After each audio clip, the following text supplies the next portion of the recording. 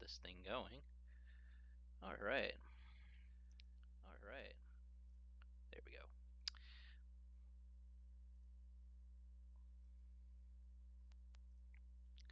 How's everybody doing today? Hello. Go. Let's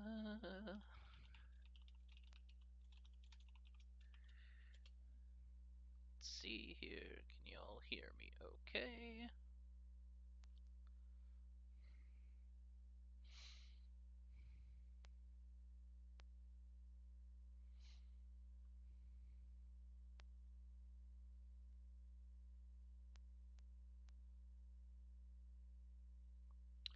What should I do there?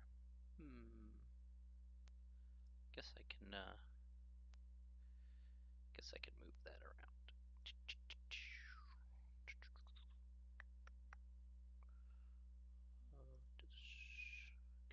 can be moved here.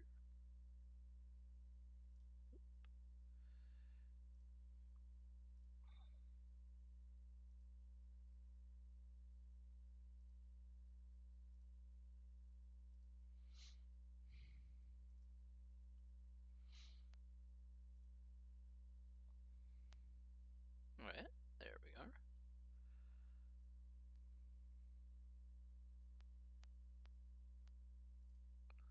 There we are. Hello, everyone. All right, cool. Cool, thanks. Cool. All right, just trying to get some stuff out of the way so we can. It's easier to do a few things. So, all right. Almost ready to get started here in just a couple minutes. I'm sure we'll have a few people join us a little bit later. This is typically how the class is gonna kind of go here. So a lot of things to kind of explain. So, how's everybody doing? I hope everybody's doing okay.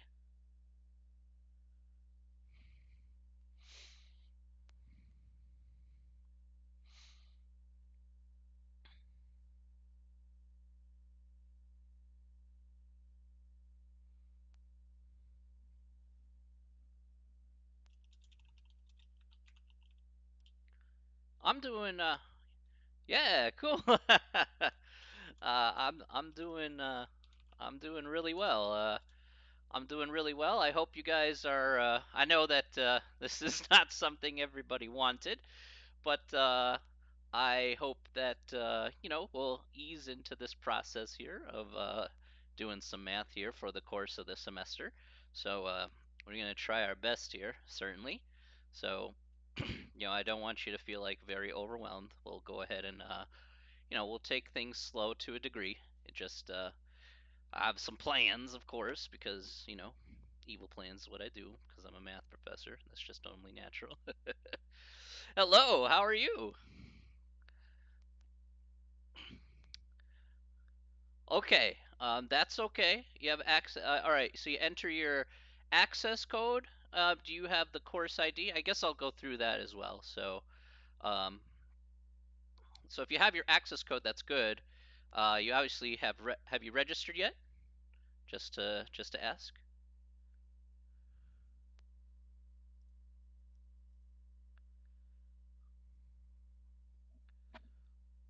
I hope you've registered.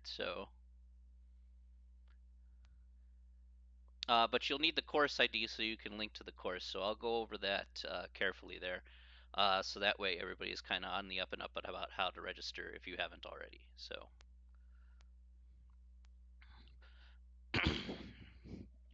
Okay. Does the access code come with the online book from the bookstore? Yes. So I'll go over that as well because preferably you do just want the access code. There is an e-text that comes with the access code. So you don't have to actually buy the physical copy of the textbook. There is a physical copy here. That's, I'm given to it for free from the college. But this book is me. This book is really expensive, so I don't suggest to go buy the physical copy unless you can rent it for cheap. So yeah, I just want to save you guys some money, and it's just a lot easier if you do the e-text there. So I'll go through all those processes here today because yeah, I'm sure a lot of people have questions about that. So I'll do that. Okay. All right, let's do this. Let's do this stuff. Okay, let's go ahead and get started here for today. Welcome back to the very first day of the semester. All right. Um, I hope, obviously, things kind of worked out this way. We're all on web class. Now, trust me when I say this, everybody. We are here for Math 097. Okay, so Math 097 is what we're doing here today. I'm just going to, yeah, there we go. I think that did change it over there. All right, so we're here for Math 097 here for today. Again, we'll be meeting here on Mondays and Wednesdays here at 5 o'clock to 7:45. If we do need to go a little bit over time, that's fine. I'll be more than happy to do that if you feel that you have a few more questions or whatnot. So just understand, we may take a break in the middle. That because sitting for 2 hours and 45 minutes is quite a long time. So I completely understand that. Now, um, one thing that we're going to do here first and foremost is want to address a few things. So right now, as it stands, I'm going to be teaching 3 classes of Math 97. One is the first 8-week course, which some of you are registered in. One is a 16-week course, which some of you are registered in. And then one is the last 8-week course, which I don't know if anybody's going to be in here for that, because obviously that starts in the middle of the semester. Now, what I'm going to do here is that I'm going to be essentially, because we have an 8-week course and a 16-week course, I'm going to be teaching essentially using the 8-week style. So thank you very much. I'm going to be using the 8-week style here. So meaning to say, I'm going to be going ahead and what should we call it here? I'm going to be just kind of doing double time here. So essentially, I'll be doing today like the syllabus and kind of the introduction stuff here today and a chapter 1 because that fits with the 8-week format. Now for those of you in the 16-week class, just to be clear, you only have to cover half the material. So if you say, hey, if we do say chapter 2 next time and I end up doing like sections 2-1, 2-2, 2-3, 2-4 because that's for the 8-week class, you can actually bounce out after sections 2-1 and 2-2 if you like. I will be re-going over that material halfway through the semester because, again, I'm not going to disenfranchise you from material here. So I may just restart up with like chapter 6, which would be technically the halfway through, and then we can re-go over chapter 6, 7, 8, 9, and 10, which would be the second half of the course. And yeah, that's essentially what I'll be doing. I'll be doing the second 8-week class as a separate stream altogether. So I want to just kind of tell you guys that so that way you're still gonna get your 16 weeks worth of content. You'll just get all 16 weeks in 8 weeks, or again, we'll just restart off from chapter 6, and we'll move forward from there as well. So that is completely up to you. How if you want to skip out halfway through, that's perfectly fine. For the 16 people who are registered in the 16-week class, if you want to stick around and just kind of learn both at the same time, hey, that's fine too. I have no problems with that whatsoever. The due dates for certain things will be different, so of course I will be announcing those once we get closer to those dates. And once we talk about the syllabus, you'll see how things kind of work out.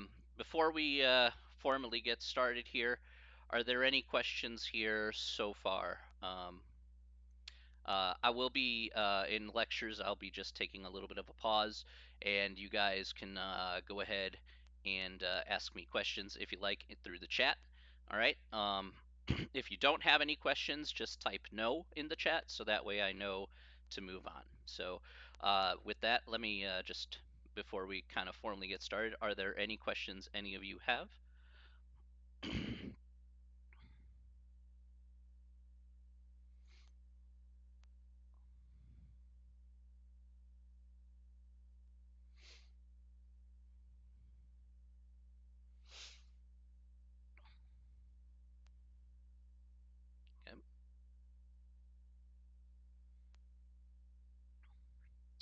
Okay, now one more thing to kind of clarify here. This is the live stream here for my channel, so understand that this replay for this live stream will be put up right away up here on Twitch, and via Twitch's guidelines, I can upload it to YouTube 24 hours after the initial live stream. So by say 5, 6 o'clock tomorrow, or whatever the case may be, I'll be uploading that, or maybe like 8 o'clock. I'll be uploading that to my YouTube channel, and then that way there's kind of like a permanent home, because the Twitch replay only lasts for 14 days. So I want to have a permanent home for things that you may miss, because I understand life happens. Sometimes you can't make it to class, and that's fine. I'm not going to hold that against you. There's just to clarify here, there's no attendance requirement here for this course. Okay, so this is all online, and a lot of you guys have work and other things that you may need to do, and I totally understand that. I'm very sympathetic to that, and I'm sure that a lot of you have concerns regarding that. But yeah, trust me, there's no attendance portion of the grade here. I'll go ahead and showcase that here in just a second. All right, now, if you haven't used Blackboard before, I'm just going to go over just kind of how to access Blackboard here really quick. So if you go to harpercollege.edu here, um, and you can open that up in a new tab. If you click this icon here on the upper right hand corner, this kind of drop down list, you'll notice that you have Blackboard here, and you go ahead and click that and enter in your login credentials, and you'll see a list of your courses. Depending on which course that you're in, you'll click on that one. Yeah, there's a lot of different sections here for 097, so just click on the one that's, of course, you should only have one that shows up. Me, because I'm teaching different sections, that's what shows up there. But you'll get to this page here, and I'll go to the oops, I didn't mean to do that. Go to the I'm just gonna kind of swap around here. So you'll get to this page here, which says announcements, and you'll see kind of the instructions here.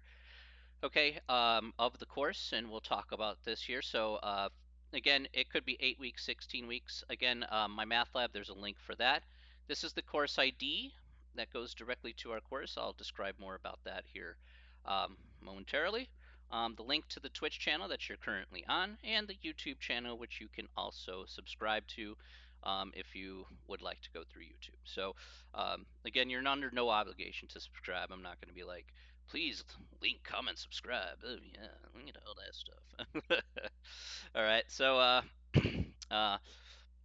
no, not that kind of dude. So okay, let's go over the syllabus here, and let's talk about syllabus. Here is the same for all the classes. Again, obviously the dates will be slightly a bit different, so we'll uh, we'll look at that here. Oh, hello. Wow, thanks for the raid there. Appreciate you. Um, so let's take a good look here at the syllabus. Okay. So for the 8-week class here, we're going to meet from August 24th to October 18th. Again, there's a link here to the Twitch channel and my math lab, so that's all good. All right, so here's my name, Ali Malik. You could just call me Ali or Professor Chips or whatever. I don't really care. But whatever you want to call me, that's fine, as long as it's nice and appropriate. Just call me Ali. It's just easier that way, if you like. So whatever. This is my phone number here. That phone number there is going to go directly to my cell phone there. All right. If you need me in case of emergency, then please feel free to call me there. If This is my email here. All right, at amalik@harpercollege.edu.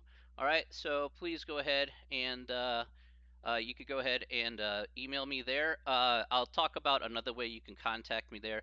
Again, my cell phone should only be used for emergency purposes, only in case if crazy stuff happens. Considering we're an online course, and you can watch videos or lessons, kind of the next day after. I don't think that should be too much of a problem. Tests shouldn't be too much of a problem either for time constraints.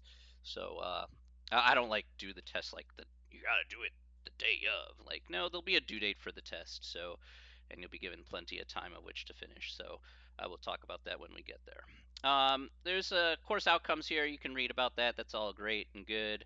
That's all wonderful stuff. Okay, let's talk about the book here. So, as I mentioned here, this is the textbook here. All right, so here's Mr. the Textbook, Mathematics of the Trades, A Guided Approach, the 11th edition. Like I said here, this book here is is pretty expensive, brand new, very, very expensive. So, like I said, I don't suggest to actually buying this book. If you're more of the type that wants to get the physical copy of the textbook, that's great, but it's better to get the access code with my math lab, and then you'll get the electronic text to go along with that, and it'll save you a bundle of money. I think the bundle here in the bookstore when people were on campus last semester, this thing was like 280 bucks, and the code by itself I think is just like 110 or something. And yeah, you could tell the difference of just saving a ton of money. So I prefer you guys saving a ton of money. So yeah, that's kind of like my prerogative there. Um, okay, you can use a calculator, a TI-8384, so a graphing calculator. Will be useful here for this class. A basic calculator is good, but near the end of the semester there, we're going to be using, say, things with pi or sine, cosine, and tangent with trigonometry. We were going to probably need to, a graphing calculator is much more helpful there. If you have something on your phone, maybe that'll be helpful too if it has that kind of functionality. The access code here as well. All right, so let's talk about how things will work here in this class. All right, so first of all, we have homework. Now, all the homework assignments will be on my math lab. All right, each homework assignment will be worth 5 points. Okay, so let me go ahead and describe what this means here when I say each homework assignment will be worth 5 points. So not every assignment is equal. So basically, what does that mean? Meaning to say some assignments have, say, 10 questions, some assignments have 20 questions. And however much you get correct, you'll get a percentage of correct there. And whatever percentage you get, you'll get that amount of points out of 5 points per assignment. So I will give you exactly the amount of points that you basically put in. It's a very fair system. So if you get 50% of the assignment correct, I'm going to give you 2.5 points out of 5. So essentially, at the end of the day, it's not just 0 or 5 or whatever. It's what you can put in. Now, also regarding due dates of homework assignments, homework assignments will be due the day of the corresponding test. So, for example, here, the first test is over chapters 1 to 5, and so once I announce the test here, all the homework from chapters 1 to 5 will be due on that particular day. Um, so that'll be for chapters, say 1 to 5. The last half is 6 to 10. And then whenever that test is due, whenever that test is announced, again, all the homework from chapters 6 to 10 will be due on that day. So right now, as you can see, the due dates right now are till the end of the 16 weeks. It says the 18th of December. All right. But even if that says the 18th of December, I will be changing up those dates here just a little bit. Again, you'll have a chance to there'll be a set due date for that. Uh, so I'll be manually changing those as time goes along once I make those announcements. And the announcement for the test here is usually a week ahead of time. So meaning, again, I like to give a fair warning here to give you a heads up. And the tests will be done online. So we'll talk more about that as time goes along. So once we get closer to that first exam, I'll describe what the conditions are and whatnot. But I'm not too strict about super strict about conditions and everything. Um, exams, there'll be 2 exams in class, as I mentioned here, chapters 1 to 5 and chapters 6 to 10. Basically, that's how the exams will be done. Each is worth you know, plain 100 points each, so 200 points. And the final exam will be due at the last day of class. So whenever the last day of class is for your course, whether that be October 18th for the 8-week class or December 17th for the 16-week class, is when the final exam will be due. Okay, so essentially, I'll be posting up the final exam before time. I'll say it's going to be due by the 17th. Hi, how you doing, Tracy? Glad you can make it. Um, so when whenever that's going to be due, uh, I'll be posting that up before that time. So again, December 17th for the 16-week course, October 18th for the 8-week course, and you should be good to go. And of course, I'll make announcements, of course, well before then, so you have a heads up on that. So a total out of 495 points is how this class is going to go. Okay. Are there any questions so far? Um, Again, for those of you who weren't here earlier, if I usually ask if you have any questions. If you don't have any questions, just type no in the chat and I can move on. Or if you do have questions, please just type it out and I'll be happy to answer that for you right now.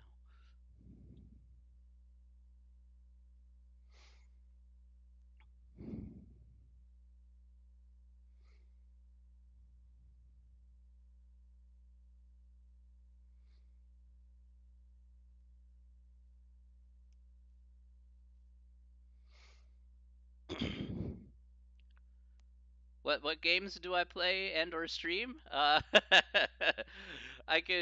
sometimes do Mario Maker 2, or I did a Fall Guys stream the other day just as a test. So Fall Guys is pretty fun. So I will say that. But maths has to come first because we gotta get business done. Business is always first, and then we get to enjoy ourselves. Want to get you guys up that ladder, you know.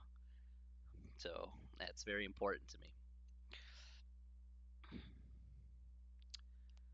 All right, let's go ahead and move forward here. Um, there'll be no late homework accepted. You purchased the 7th edition. Um, you purchased the 7th edition. I did see that we needed the 11th edition. Yeah, the 11th edition is the current book there. Did you purchase an access code for the 7th edition?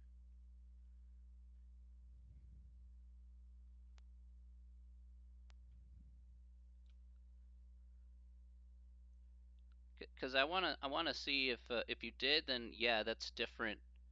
That's different than the access code for the 11th edition based on how Pearson works. So usually you could just buy the access. Yeah, okay. So that's probably the reason why. You could just buy the access code straight up. It was a set. You bought it for the 7th edition.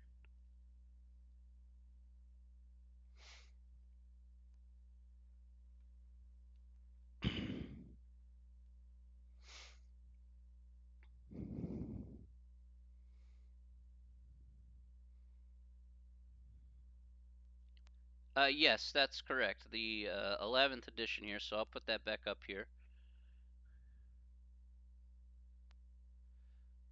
So the 11th edition here. You asked me an email and said it was that the 7th. Oh, okay, okay, okay. I see. All right, right, right. I see what happened there. Okay. All right. Uh, I think I know what happened.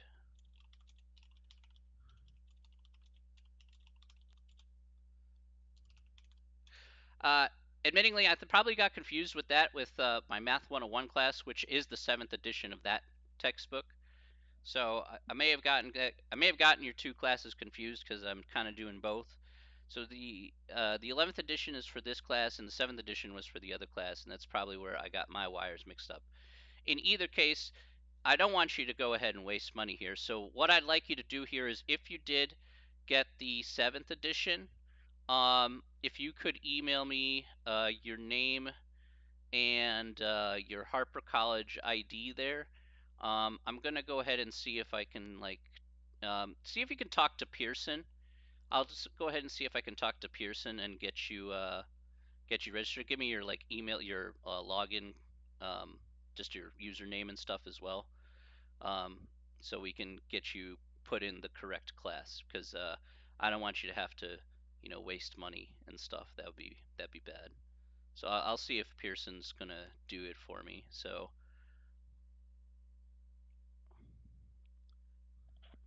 the sound cuts in and out. I think my stream is okay. Does the sound cut in and out for anyone else? No? Okay. Yeah, just check your connection there.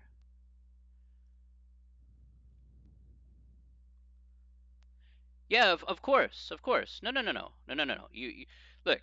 If it's my fault, look. Here's the way I do things. If it's my fault for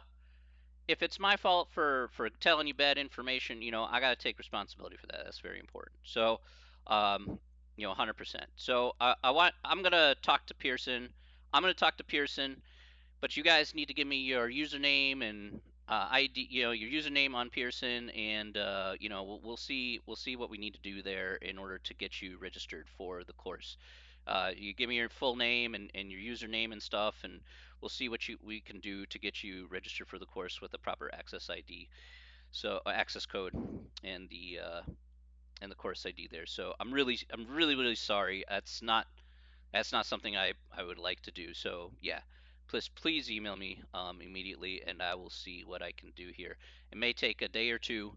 I'll try and get it done as soon as I possibly can, but it may take a day or two because Pearson is just notoriously slow. So especially at the beginning of the year. But I want to get you in as quickly as possible.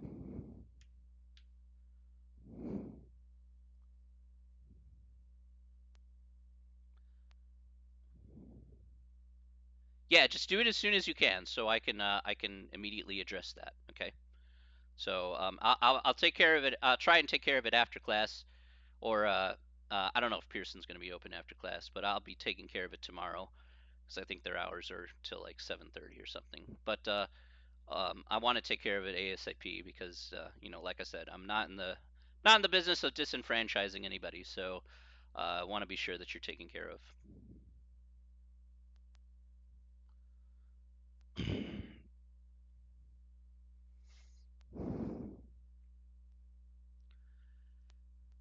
Yeah, so I guess the best way to kind of put that is that yeah, unfortunately everything will be strictly online. Um, that's just the way it is now. Like I kind of said here, to be perfectly honest, I wish I could meet you guys face to face. I wish I could. I kind of was balancing between Zoom and this, and I was like, you know what, Zoom's kind of annoying. So I'm like, and then you got to put your face in front of the camera. I'm like, I'll put my face in front of the camera, but I'm not gonna make you guys do that. And it's easier for you guys to just type out questions and stuff, and if you need to hit the restroom or whatever and do whatever you need to do behind the scenes, then you can just go do that and then come back. So, I prefer it this way on Twitch because it's just a lot easier, I think, for everyone involved. It's not, I'm not here to make things very difficult. I'm trying to make a simple enough transition for you guys because, like I said, nobody asked for this. I don't think anybody asked for this, but we're gonna make the best of it, and I promise you that we're gonna make the best of it.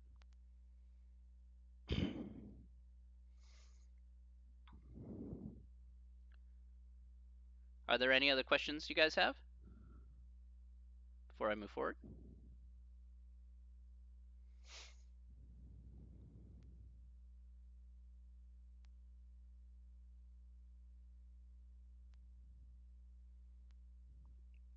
No. No attendance is taken. Nope. Here's the way I kind of view things. Let me go ahead and talk about that here about attendance. I'll put it this way. Okay, I'll put it this way. Really quick. This is what I would do the first day of class. Now I'm just going to ask you a very simple question. Do you consider yourself an adult?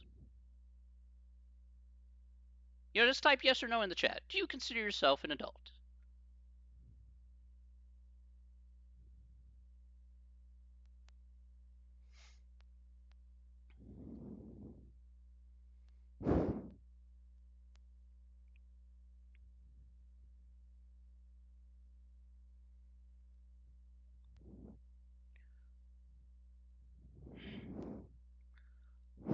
okay.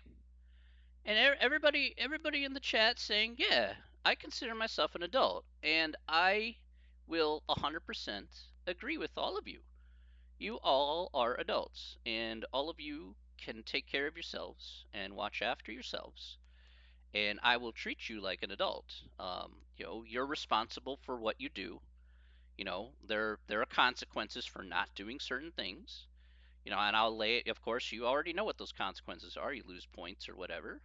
You don't study, then of course you're not going to do very well on the exams and whatnot. But I will give you every opportunity to do as good as possible. I want what's best for you guys, and I say, you know, if you say, hey, I need your help, Ali, with some math stuff, I said, great. I'll be more than happy to reach out my hand and say, hey, you need some help. I'll be happy to lift you up, because I know. Look, one thing I know is that math is a pain in the ass. All right, math is a pain in the ass subject for a lot of people. All right, it is not easy. Okay, it's another language altogether.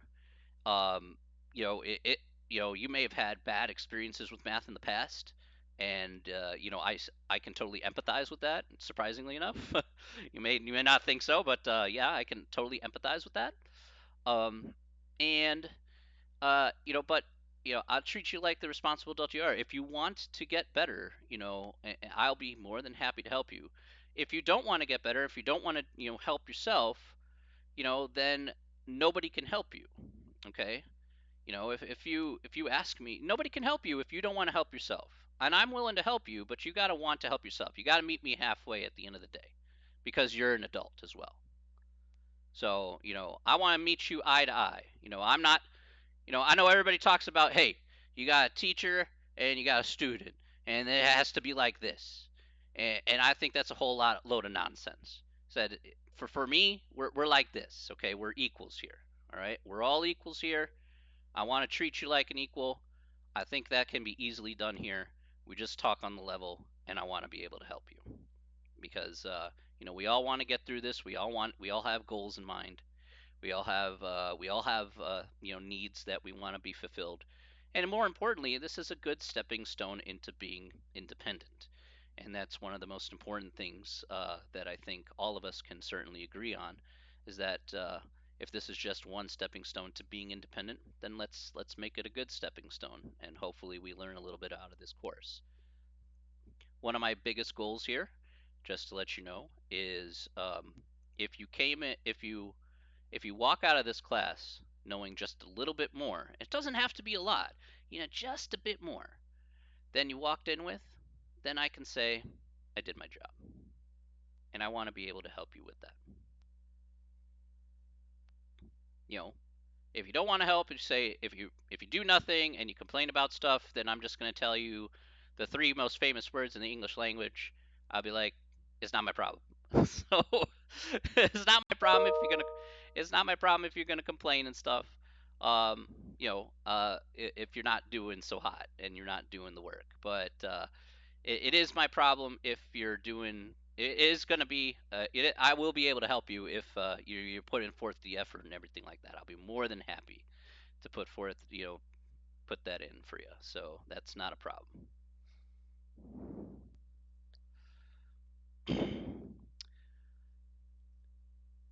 Does anybody have any other questions about that, really quick?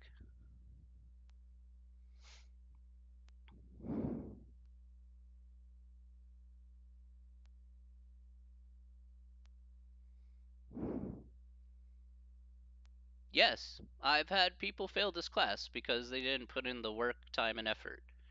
And honestly speaking, it's not a lot of effort. Okay, so you don't need a lot of effort, trust me, to pass this class. So it's really shouldn't be too much of a big deal in my personal opinion. I think that's from my. Oh, I know where that's from. It's probably my email there. So go ahead and close those. Go.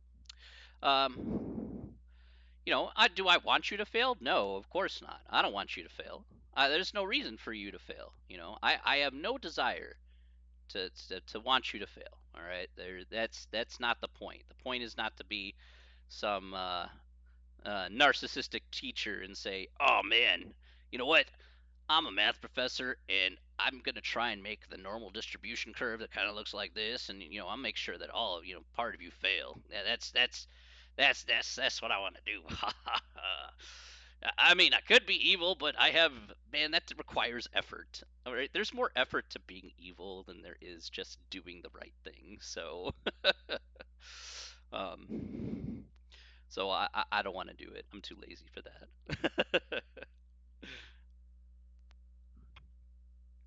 Any other questions you guys got?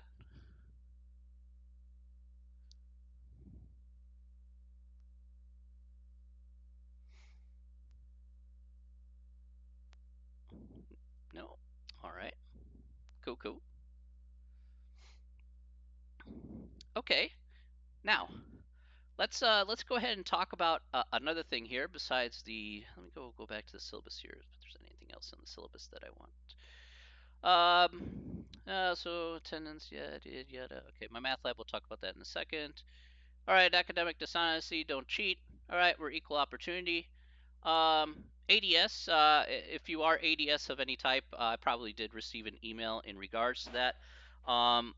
Just kind of give me a friendly reminder there if you have any special circumstances you'd like me to do. Then just shoot me an email, and then I'll be happy to talk with you privately, certainly regarding any disability stuff. So I do get ADS emails. It's just with a lot of classes and a lot of people, just give me a friendly reminder there. Now, considering everything is online, I would go to Harper College website to see, for the tutoring center, because it's now all online for this semester. So, check out the hours and everything like that. This is kind of older information there, but that's just the way it is. This is our tentative schedule for 8 weeks. The 16 weeks will be just kind of more spread out, and that's pretty much it. So, yeah, there's that. That's a thing. Uh, mm-hmm. Okay, so that's basically, this is tentative, so do understand that this is not going to be set in stone necessarily. This is all tentative.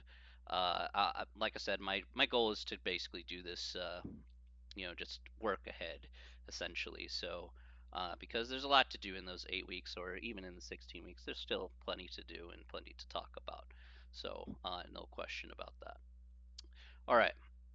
Now, let's talk about my math lab here just a little bit more, because of course I know a lot of you uh, have questions about that. Now, if you go to course materials here on the Blackboard page, you can click on My Math Lab info for 097, and out will pop a document. And this has again, the course ID here. And these are kind of older instructions, but these are the same instructions to register. So if you're not sure, this cost here is, of course, rather old. It's probably like $100 or whatever. But yeah, the most important part here is the course ID, and I've also put the course ID here in the announcements as well, so you can see that right here. There's the course ID. Now, once you are registered for my math lab, you'll get through the access code, and you'll have a prompt there for the course ID.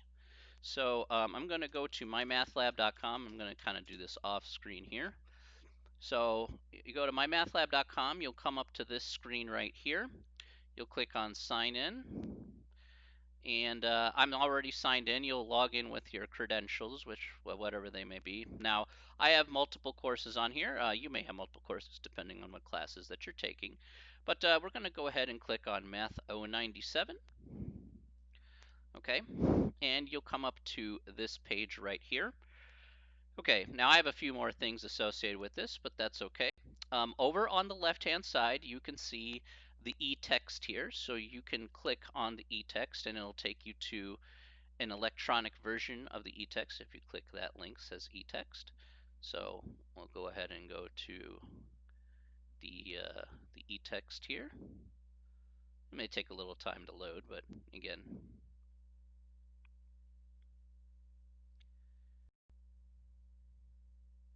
and there we go. And you can go to any page in the book here. Let's say page 20 or whatever. And there you go. It'll pop up page 20 for you, like so.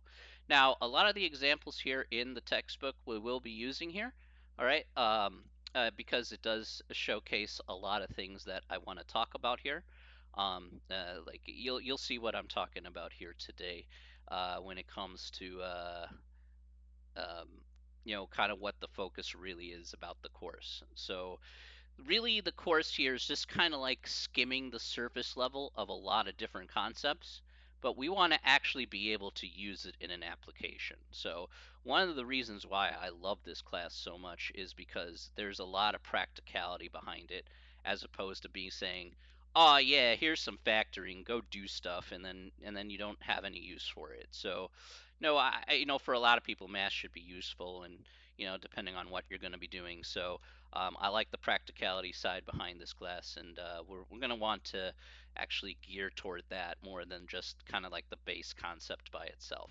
So that's going to be the bigger goal, is just lots and lots of different applications, because at the end of the day, critically thinking is very important. So very, very important. Can certainly take you very far. So um, now, also on the left hand side here on my math lab is if you click on assignments, and you will see a list of your assignments here. Aside from the test and homework online, will we have any other assignments? No. So I want to keep it as basic and easy as possible. Okay, so as simple as possible. I'm a simple dude. I want I want it to be simple for you. Yeah, totally Gucci. So yeah, just keep it as easy as possible. I don't want this to be super overwhelming, because I know that anytime we talk about math, it's already the word overwhelming is already in the vocabulary. So we want to go ahead and make it simple. Make it simple. That's very, very important. So you can see all the assignments listed here. I know they're a little bit out of order because I added chapter 6 a little bit later, but yeah, chapter 6 is kind of down here. So you can see all the sections here that are available. You can go ahead and work ahead if you like. I don't particularly mind. If some people already have, and I think that's great. Some of the concepts here are very, very easy and very simple to get through. And some of them are going to be a little bit tough, and admittingly. So, but if you feel more comfortable with some ideas, yeah, go for it. Just work ahead. I have no problem with that whatsoever. You don't have to necessarily go with the pace of the course. I go at a certain pace, but if you can work ahead, that's fine. Or if you just want to go with my pace, you can feel free to do so. So, there's no pressure. You get as many tries as you like on each question. Although I do need to clarify that here for just a moment. So on my math lab, if you've never used my math lab, will you have a study guide before an exam? Yeah, I can do a practice test of some kind. Yeah, I can certainly post something like that up. Sure, that's not a problem. I'll post it as kind of like a separate thing before you do the actual test. Yeah, I can do that for you, Tracy. That way you'll be, yeah, no problem. Of course. Just I think that's a good idea. Just to kind of get comfortable about what the test looks like and everything like that. I think that's fine. So let me go ahead and explain how things work for the homework at least. You get unlimited tries, but unlimited tries is a little different in my math lab. So what you'll get is you'll get a question, and let's say you get it wrong 3 times in a row. Let's say you guess 3 times in a row and you get it wrong. Um, so that's okay. You get it wrong 3 times in a row, and a button will pop up at the bottom of the question. It'll say similar question. And you can click on similar question, and you can retry a problem. It'll just change the numbers up just a little bit. And then you get another 3 tries on that. And you can keep doing that as many times you want until you get it right, and then you'll get full credit for that question. So that's the my math lab way of quote unquote unlimited tries. Okay, so just to let you know, that's basically how that system is going to work. For tests, that will be slightly a bit different. All right. The practice test, though, I'll probably give you unlimited tries to kind of get you comfortable about what kind of questions to expect for the exam, of course. So I think thank you for letting me know about that, Tracy. Yeah, I think I think that's a wonderful idea. I think I will implement that before the I post the tests there. So I'll probably put up a final exam, uh, like study guide or practice test or whatever you want to kind of call it. So that should be fine. So that's essentially how it works in my math lab. Again, you don't forget to save. There's a save button, usually on the upper right-hand corner or something. You can save your progress there. Come on back. You know, again, I gave you unlimited time on the homework and unlimited chances. Again, this class is about learning, so you know, only the test will be restricted in some form or capacity, but really the homework there, you know.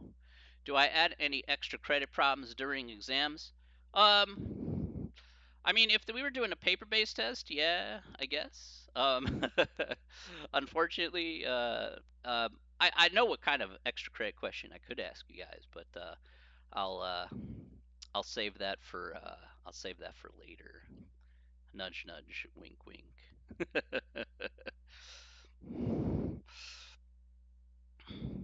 There'll be some extra credit possibilities, that's for sure. So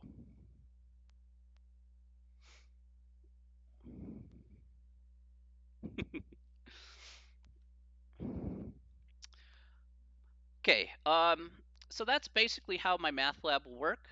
It's fairly straightforward, fairly easy once you get registered and whatnot. Are there any questions about my math lab uh, that you would like to ask?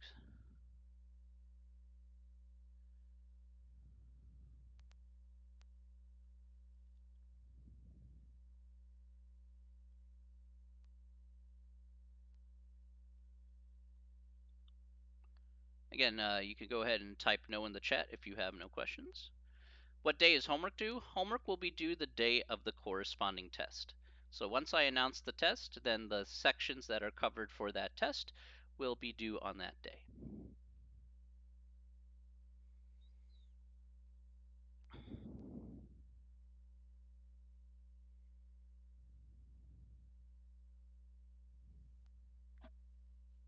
Nay, he says, nay.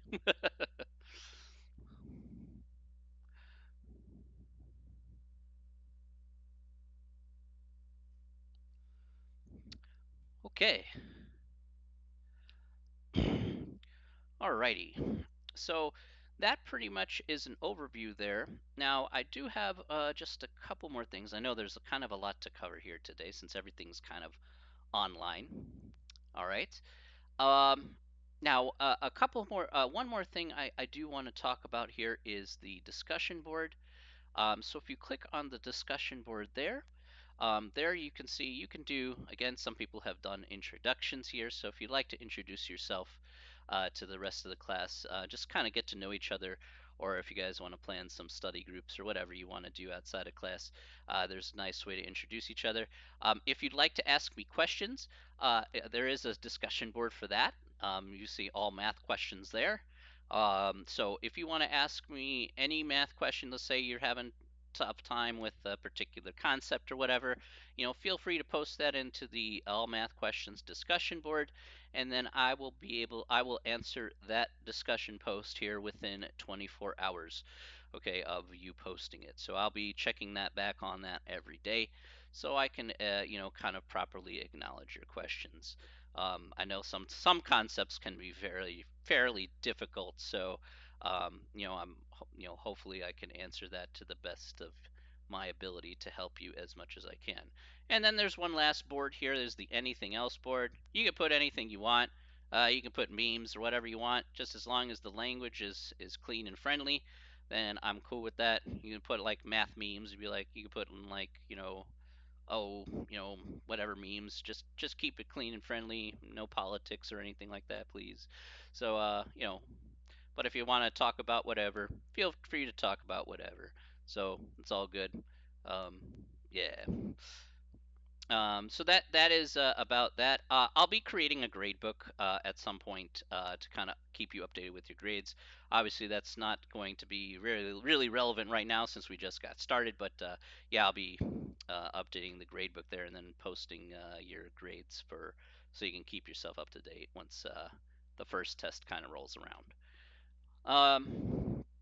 All right, so that pretty much is it for the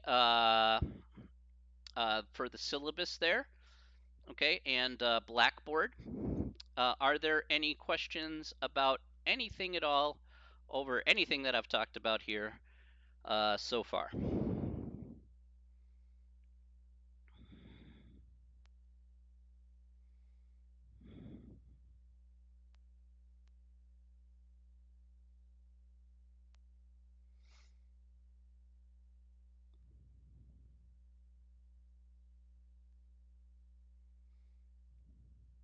Okay.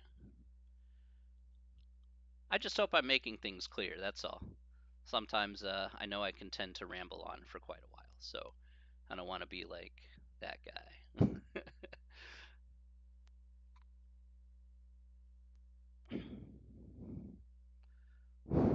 Okay. All right. So let's talk about the course in general. Let's go ahead and get started here with a little bit of kind of how the course is going to go. There may be times where we may end up a little bit early, just depending on how much of the material we go through. But and try and keep it as filling this up as much as I humanly possibly can. Now, let's talk about chapter one. All right, so chapter one here. Well, if you've already previewed chapter one, you could say, well, chapter one's kind of a joke, and you're like, well, I'll be like, yeah. Chapter 1 can be considered kind of a joke because, again, Chapter 1 is all about plus, minus, times, divide, and order of operations. So let's talk about that here for just a second. We're going to be looking at this in a slightly different way, and let's talk about what exactly that means. So I'm just going to put Chapter 1 here, just some random notes here. So for Chapter 1 is basically plus, minus, times, and divide. Okay. So by itself, I think I think for the most part, uh, most people know how to do at least basic arithmetic to some degree, plus, minus, times, and divide. To some degree. Okay. Now, of course, let's be practical here for just a moment. Okay. So, like I said, one of the things that I like about this class is just being as practical as possible. Being practical here is sometimes you may need to think on your feet, and do quick calculations in your head. And then most times, if you're at work, then you're doing stuff on your calculator. Okay. So, which I can totally understand. Okay. So, to be as realistic as possible, it's not like I don't recognize that. Even as a math teacher, I'm like, oh, yeah, you got to do everything in your head at work. Like, no, that doesn't make any sense. Okay, you got to get your job done faster. Well, then, yeah, calculator is probably the easiest way to go. But even with plus, minus, times, and divide, even if that's the case, where you're using your calculator and whatnot, what the most important part is that we want to be able to use plus, minus, times, and divide in some capacity to critically think through different scenarios that we do actually see on either a day-to-day basis or every so often. So the one thing about this is that critical thinking. Let me tell you, spelling was not my thing. Critical thinking. So for critical thinking here, we're going to be expressing that through, say, word problems. Okay. So, and we're going to look at some keys here regarding that. So let's look at some important keys in regards to some critical thinking. Really quick, can you guys see that? Okay, can you guys read that? Okay, or should I make that bigger? Apologies if I'm you know.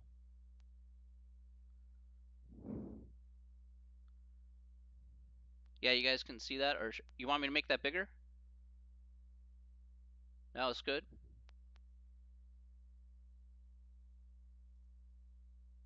Okay. I just want to be sure that you guys can read that. Yes. Okay. Let me make that a tad bit bigger. Okay. I'm like a lot of you guys where I have like, my eyesight is terrible. Okay, I'm gonna be honest with you. My eyesight is just like god awful. So, like like dead serious here. If I took off my glasses, right? If I took off my glasses, like the clearest I can see in front of me is where this mic is. I can see the mic clearly, and then everything beyond that, I have, it's complete. It's all blurry. I can't even read the screen, and it's right in front of me. It's terrible. But it's just like, oh man, what am I doing? All right. Oh.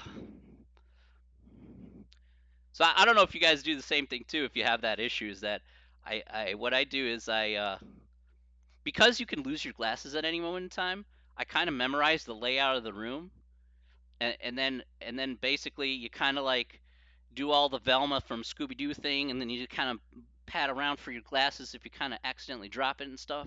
So you know the layout of the room, but you're just kind of like, just kind of smoothing the floor out just to see if you can touch your glasses or whatever. I know that sounds weird, but it's it, it's exactly what happens whenever I drop my glasses on accident. So I'm just like, okay, I know what the room looks like, but I'm gonna go army style, go on my elbows, just kind of slowly go through, really, really slow. And if I touch some glass, then I know exactly where they are.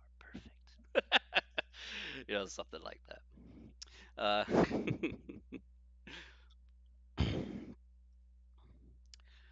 all right. Oh man, too much fun. Okay, so let's let's take a good look here at some of the keys here behind word problems. The first thing that I want to talk about here are keywords. Okay, keywords here are very important here in most word problems. Okay, so if we take a look here at the book, so I'm just gonna go over here for just a second, just kind of put that as a side here. See if I can scroll over here. Can I get that to? I don't know if I can get that to work like that. It's kind of annoying. All right. So if you look on, let's go to page in your e-text if you have your e-text out. If not, that's okay too. I'm just going to show you on the screen here. So let's see, it's page 16 here. So I'll go to the next page here.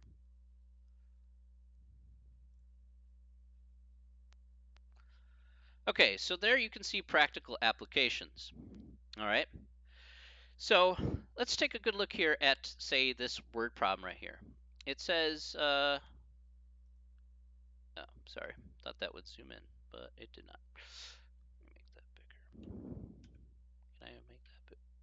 Okay, I can. Cool. All right. Sorry about this, folks. I'm just trying to make it more readable for everybody, so want to be super duper extra sure here if I can. That's still bad. All right, let's try. Let's just go with this. Sorry, everybody.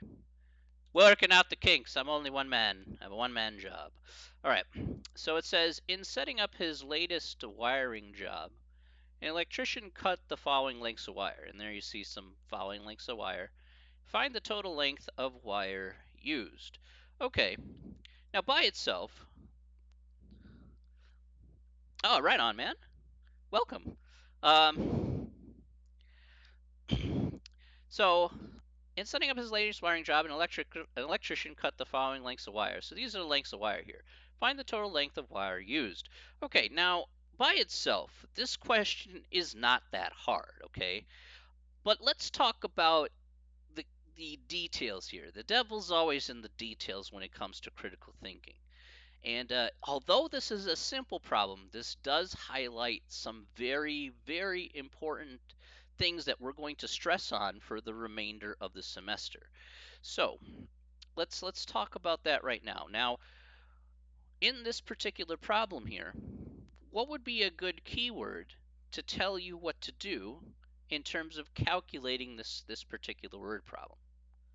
What do you think a good keyword here in number one for this practical application What would be a good keyword here?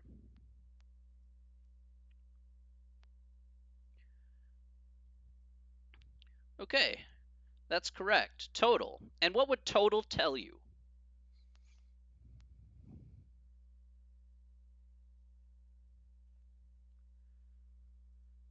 So total will tell you that you would need to. Okay, that's correct. Now we'll talk about feet here as well.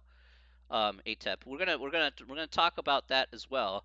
But we want to look at just the word total, right? And we say, all right, well, if we have the word total, all right, that means addition, right? We're adding up some random numbers, okay, whatever those numbers are. We don't really care what the numbers are because, that's just a part of the process here. But the keyword is like total, all right, would be say for addition, all right. And there are many, many keywords there, for addition. For example, total or sum or you know add or plus or whatever the case may be. Those are for say addition. So, we have to recognize that there are certain keywords there that we want to be on the lookout for that tell us, hey, this is what you got to do as part of this process in order to solve this particular problem. And not all of them are going to be necessarily like that, but again, it is definitely a thing. Now, ATEP, you said feet, and I kind of like the fact that you also said feet. Um, Not so much as it is also a keyword here, and that those are units. Okay, units here again, such as examples such as feet or inches or grams or liters. Okay, whatever the case is, for our particular units, units here are going to be very, very important. Um, Yes, units need to be labeled so the answer is easily understood. Completely agree with that. Absolutely. All right. So I agree. So should be labeled. Now, I also want to talk about one more thing, though, in addition to that comment, because I think that's wonderfully said. And that is, units also talk about context. And this is going to be a very, very important factor in a lot of the application problems we're going to be covering here for the semester, is we want to be able to look at context here for each and every single one of these application problems, because not all the context is necessarily going to be the same for, say, let me give you a great example. What if I said the lengths of wire here were say 387 feet, 913 feet, 76 feet, 2,640 inches, and 845 feet. Well, as you can hear there, 2,640 is in inches and not in feet, and we would have to convert 2640 from inches into feet before we go ahead and add those values together. So we're going to want to be able to look at that as well when we do these critical thinking problems, because again, one of the most common mistakes in math is not putting everything in the same context first and then applying the calculation to that. So we always make that assumption that everything's always the same anyway. So why not just do it? And this is like, I would love to brute force things all the time, and that would make things significantly easier. But I can't brute force everything unless it's the same context. So we're gonna put that down as well. So let me get back here. Okay, here we are. So again, context must be the same. This is very important here, if I can spell. Uh, so context, it must be the same. This is really, really important in a lot of our critical thinking problems. Now, I want to talk about one more thing here. And you're like saying, there's one more thing here? I'm like, yes, there is definitely one more thing here that we can talk about, even in a simple problem like this. And you're saying, well, hang on a second, that doesn't seem to make any sense. Where would be the last thing that you would be able, you can get out of this problem? And I can make a contention here that the last thing that we want to talk about here is how we look at word problems and critical thinking problems. Okay, so this is another key here. So we have the concepts. Let's say we do the concept, and that's all good and great. But how we look at word problems, only from my personal opinion, always comes from two steps. All right, two steps. The first one is interpretation. So you got to be able to know what the heck it's saying. Like, if you have no idea what it's saying, then yeah, that kind of stinks. So, um, yeah. All right, so that's no good. Interpretation here is, in my opinion, 90% of every word problem ever made. Any problem that you come up with, whether it's a real life problem or a math problem, math word problem, interpretation is one of the most important things. The reason why is because if you don't interpret it correctly, okay, then you're going to get it wrong 100% of the time. And it doesn't matter what you do. Math is not friendly when it comes to that. If you just don't understand it, guess what? You're going to get it wrong 100% of the time. That's just generally how things are going to go with math, because math doesn't like me, it doesn't like you. It's very rigid in that regard. So you have to do things in a particularly certain way. There may be more than one way to get to that final result, but still, if you don't know what you're looking at, then you just kind of like throw the papers up in the air. And you're like, okay, I have no idea what the heck I'm doing, and then you're like, oh, that sucks. So, yeah, I obviously don't want you to feel like that, but again, we have to be realistic about what the what the expectations are at the end of the day. And then the second point here is going to be calculation. And calculation is the last 10%. So we learn the concept here, but then once we interpret it and once we figure out what we need to do, we go ahead and then finally calculate it using the steps from the interpretation. So that's essentially how we want to approach a lot of these problems, is using all of these guys here, in some form or capacity. I'm going to add a few more keywords here because obviously we're doing plus, minus, times, and divide. So we have difference, minus, less, um, things like that. Subtracted. Subtracted. This would be subtraction.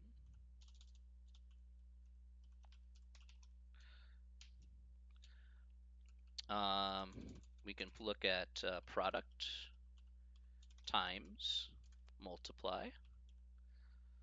Okay, this would be for multiplication. There are a lot more words in this, obviously, but these are some common words you see. Quotient, divide. Um, uh,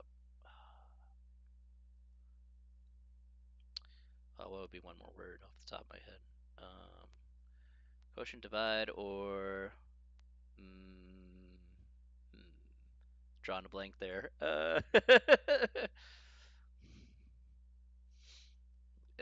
We'll just go with that. we'll just uh, we'll just go with that for now. Division there. I'm pretty sure I'm missing out on a few of them there, but yeah, I think you get the general gist there. So, all right. Are there any questions so far about that?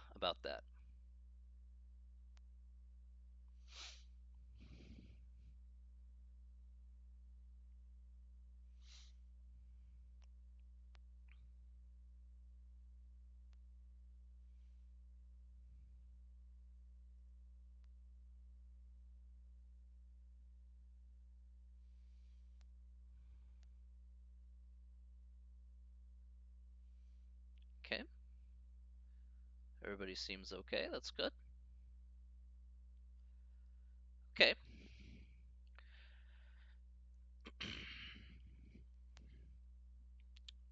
All right. Now, so if there are no questions there, we'll go ahead and move forward. All right. So, what I wanted to look at next here is another way to kind of use interpretation here that can be fairly helpful. So let's go ahead and take a look at another tip here. Let's look at number 2, and you're like, man, this seems a little slow, but trust me, like I say, there's a purpose to reading these questions through just a little bit, as we're going to see a lot of questions like that in some capacity or form. So the Acme Lumber Company made 4 deliveries of 1 inch by 6 inch flooring, 3280, 2650, 2465, and 2970 floor. Looks like feet. Sure, we'll go with feet. Feet by meter or something like that. Anyway, oh, board feet. Sorry, that's what it means. What was the total number of board feet of flooring delivered?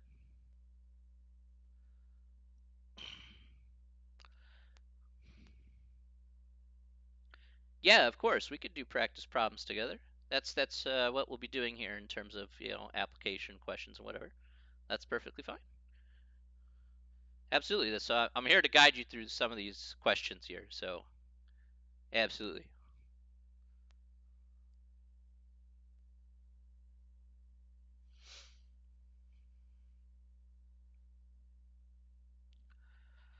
All right. So if we take a look at that, how would we do number two? And what would be our answer for that?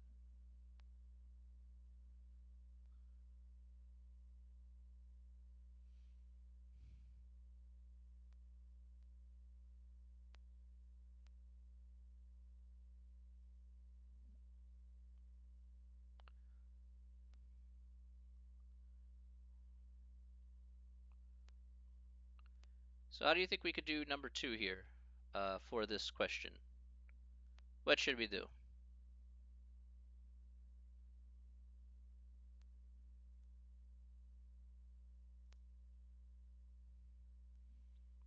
And once you do, what you get for your answer there?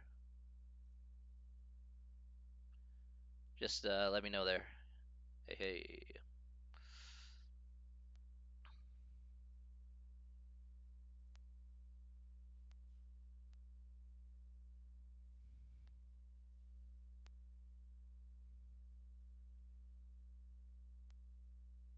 Did I miss something? Sorry.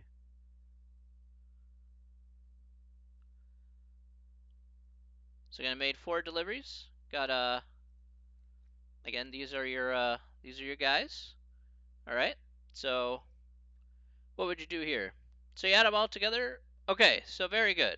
You add up 3280, 2650, 2465, and 2970. Okay. And that's absolutely correct. Okay. So by far and away, I think everybody would agree this this isn't this isn't crazy hard. Okay, so I'll just put it here. So we get again 3280 plus 2650 plus 2465 plus 2970, and you're like, oh, okay, well, that's 11365.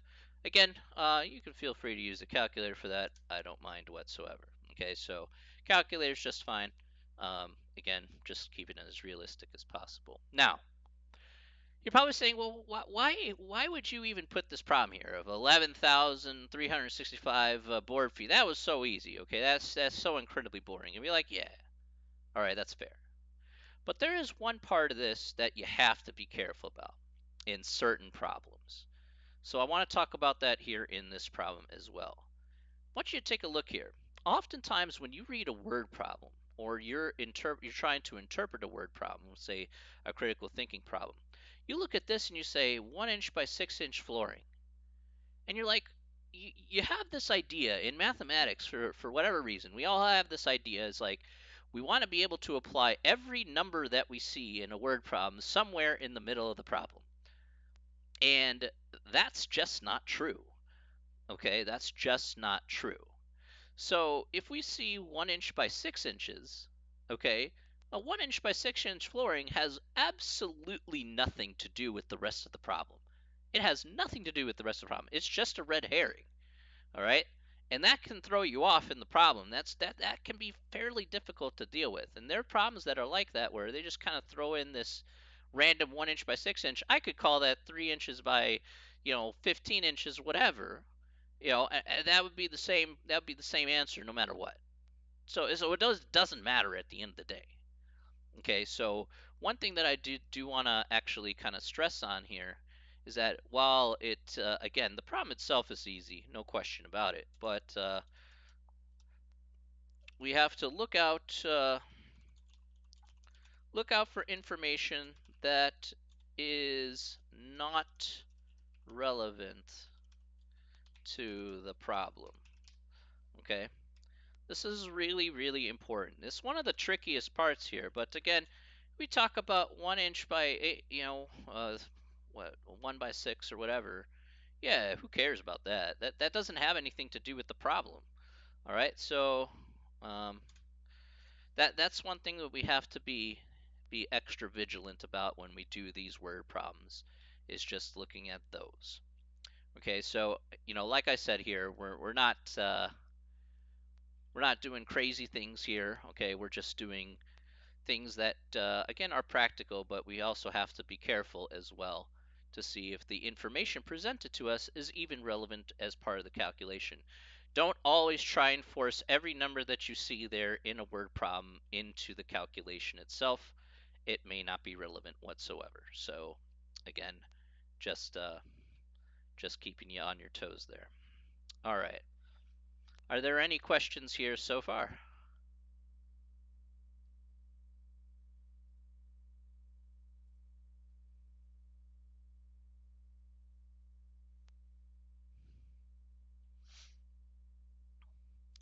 Again, if you don't have any questions, just please type no in the chat there, and then I can move on or whatever.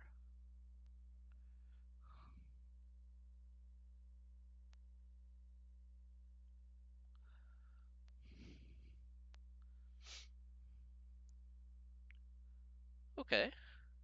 Now, let me ask you guys a quick question here. Like, I know we're meeting for 2 hours and 45 minutes. I know that's quite a long time. Um, so I'm going to leave it kind of in your hands here. Uh, would you guys prefer that we take a break in the middle, or do you want me to kind of go for the 2 hours and 45 minutes here, kind of straight up? It's kind of up to you guys, because it's whatever you're comfortable with. So, kind of the decision's kind of in your hands, because I don't want to be like, oh, you know,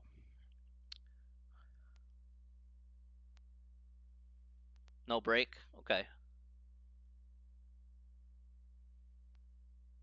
So Techno Chicken says no break. Anybody else? No break. Okay. So I'll keep that. Yeah. Okay. That's fine. That's fine. If you guys say no break, then that's fine. We won't take a break. We'll just keep powering through until we get through the end of the material there.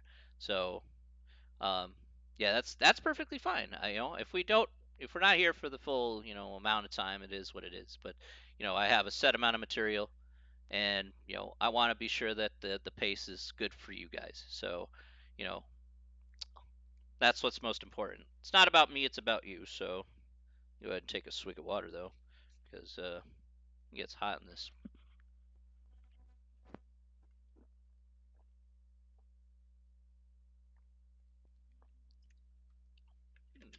There we go. Some nice water. There we are. Yeah, it will. Yeah, the stream is on delay by a few seconds, so yeah. That's why I kind of pause for a little bit and wait for you guys to kind of respond.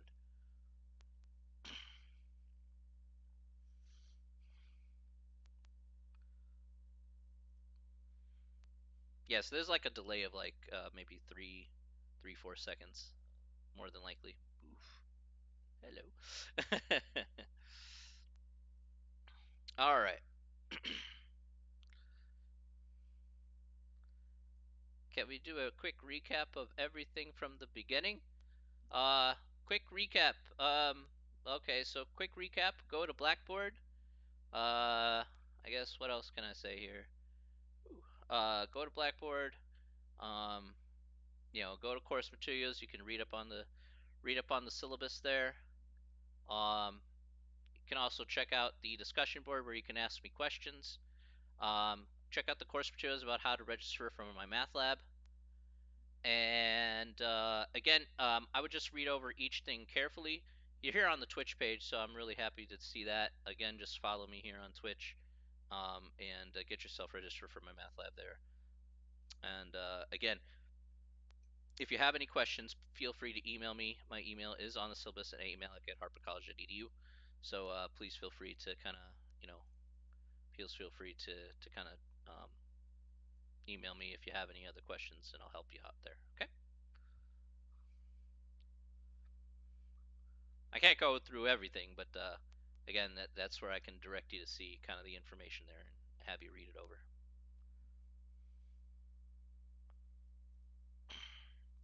All right. Any other questions here before we move forward?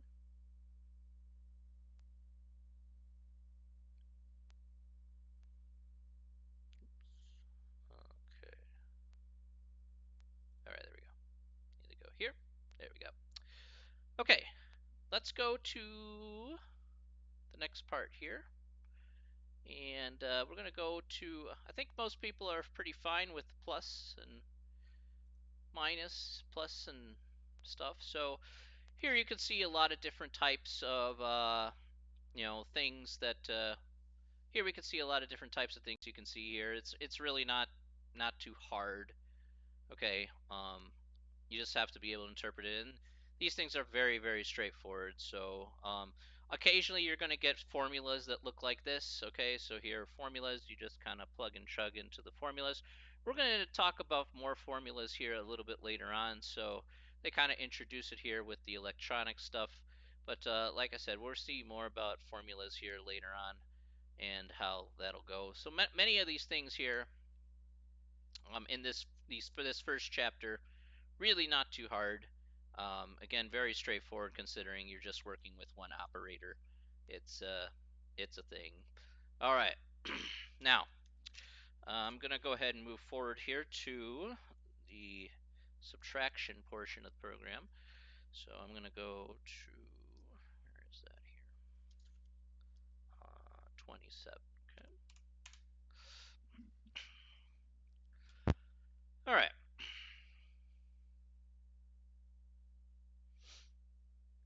All right. So let's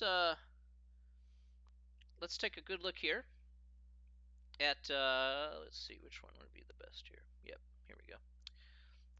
Let's look at number 4. Number 4 is just number 4 is one of those things that's, again, not hard. It just, you just have to be careful about detail. So devil's always in the details here. So let's talk about subtraction here. So 5 pieces measuring 26, 47, 38, 27, and 32 inches are cut from a steel bar that is 200 centimeter inches, 200 centimeters long. I can't even say anything right. All right, allowing for a total of 1 centimeter for waste in cutting. What is the length of the piece remaining? Okay, so what would be the answer to this particular problem here?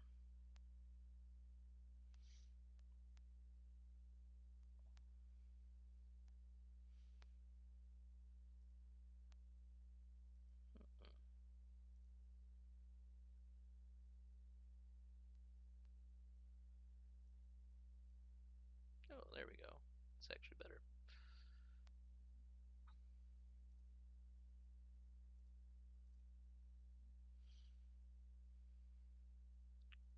So what would we get here in this particular case?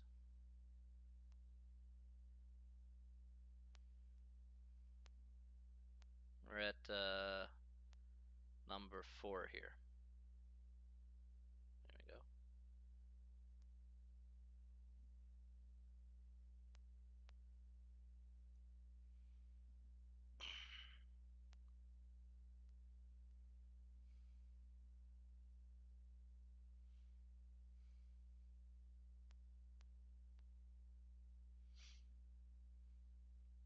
All right, 30 centimeters. Okay, so 30 centimeters is correct. Good. And I'm going to go ahead and just kind of move stuff around here. So the way we get that here specifically is, again, we're going to take our 200. And again, there's a couple ways. What page? Oh, okay, we're on page 27 in the e-text. 2727. And we're on number 4. So number 4 on page 27. So you can set it up like this. I mean, probably this is what you kind of ended up doing here.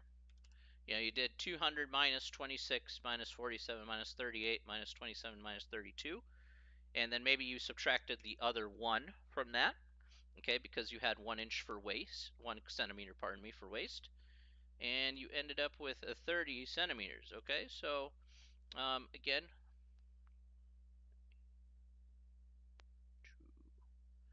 we get, let me check that here, just to be on the safe side. Hopefully we have that extra bit. Oh, okay. Ooh, that extra 1. Gotta be careful about that.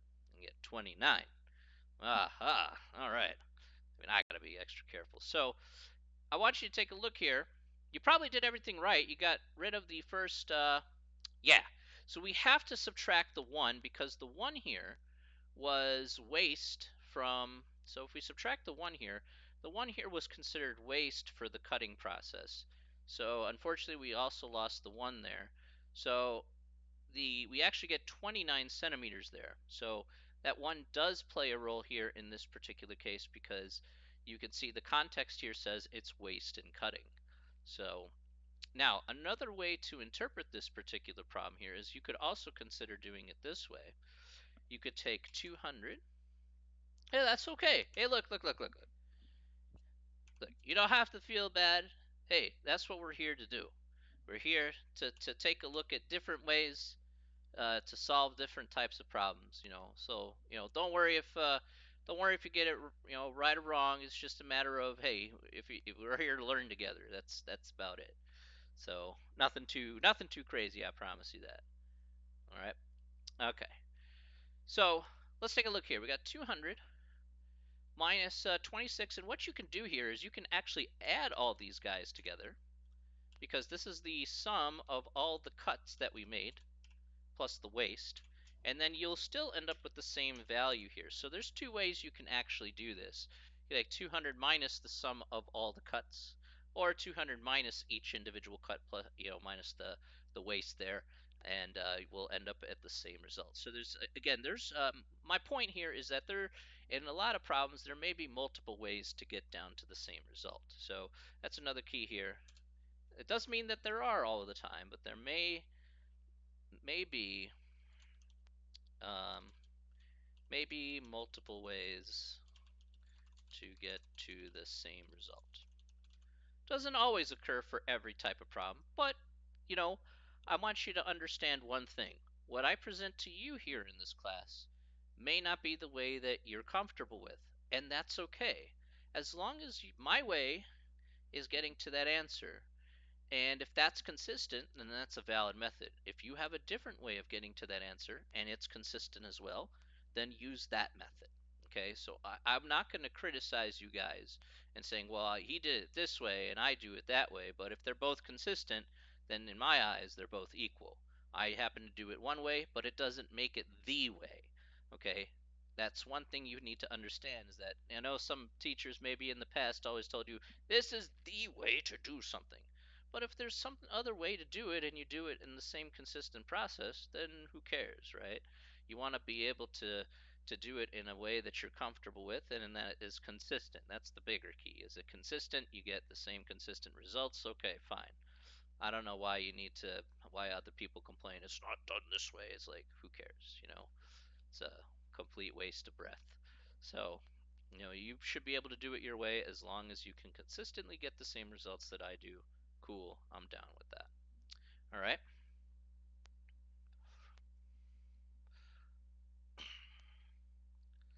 Okay. All right. Now, albeit not that hard, let's go to. Man, am I kind of losing stuff here? Here we go. We're going to go ahead and do another problem here. Okay, and that'll be here on that very next page, page 28. So, other types of problems that we're going to see. Okay, so we're going to see like diagram types of problems. So if you're in manufacturing or you're doing print reading, or heck, if you're in HVAC, then of course, as you are aware, all right, schematics are very important here. Got to know how, certain machines work, or again, what kind of parts that you're making. And again, just looking at dimensions or using finding the missing dimension. For example, here, maybe an engineer just kind of forgot to put a dimension on a particular schematic or print, and you have to figure out what the remaining length is going to be. Either the engineer may be out of his workstation or something like that. Then you could figure that out on your own based on the things that you see here on the print. Okay, so here would be a good example right here. All right, so if you took a look at this letter C here, let's take a look at letter C. What would be the length of L here? So L is right here, right where my mouse is hovering. What would be the length L here in 8C? So I'm going to put that there.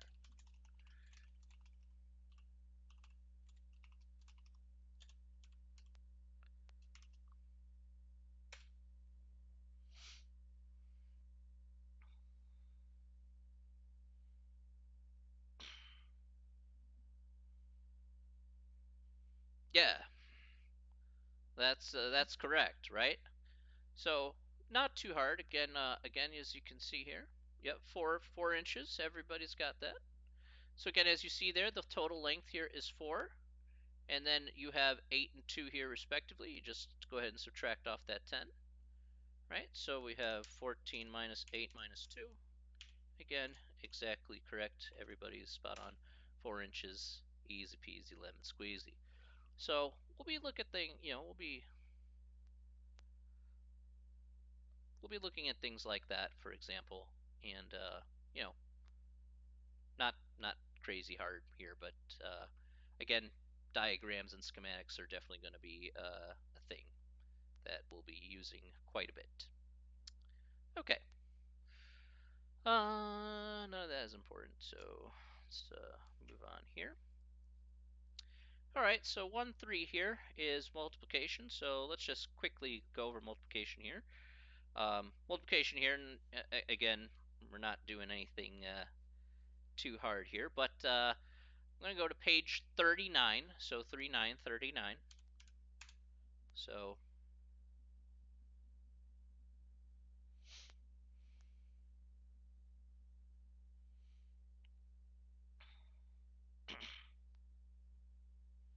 okay,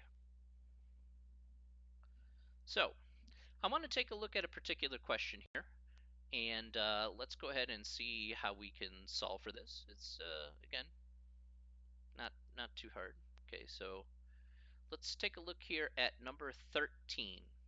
Okay, so take a look at number 13. So number 13 says, it's machine trades. If a machine produces 16 screws per minute, how many screws will it produce in 24 hours? All right. So if a machine produces 16 screws a minute, how many screws will it produce in 24 hours? So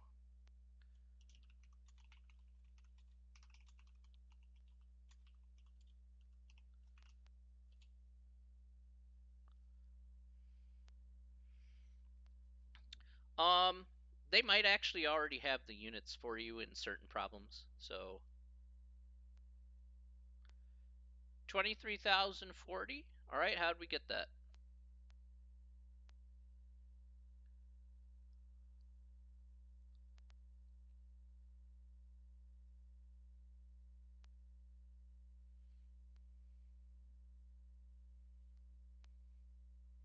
So how do we get 23,000? The calculator's nice. You got to tell me what you bit bop booped on the calculator, bro.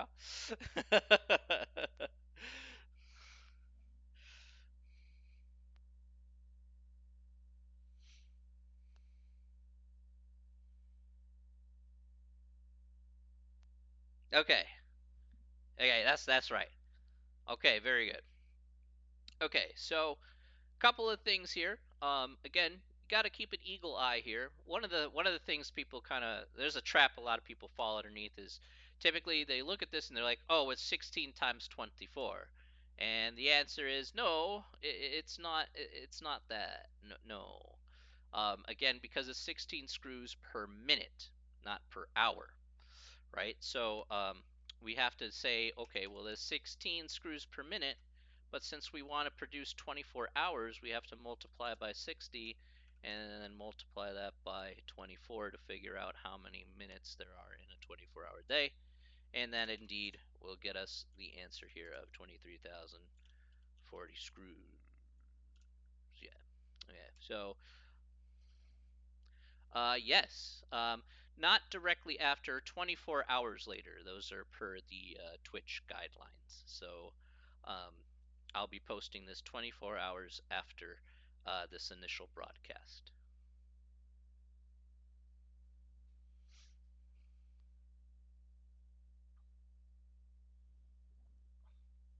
So, like I said, you can watch the replay immediately here on Twitch if you like. It will be up for 14 days, and I will put it as a kind of a permanent video on my YouTube channel. So that way, beyond the 14 days, you can certainly watch that. So hopefully that'll be helpful.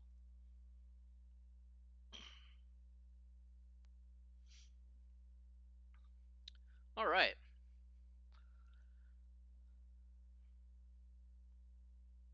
Okay, let's take a good look here at another one.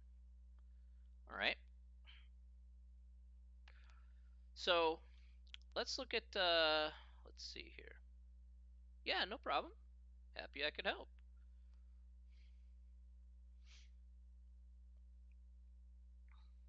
All right, let's take a look here at, let's see, which one should I do?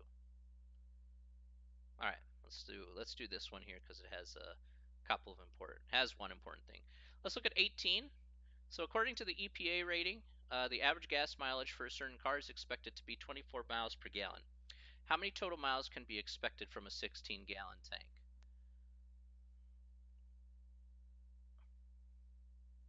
All right, so this one's not hard, but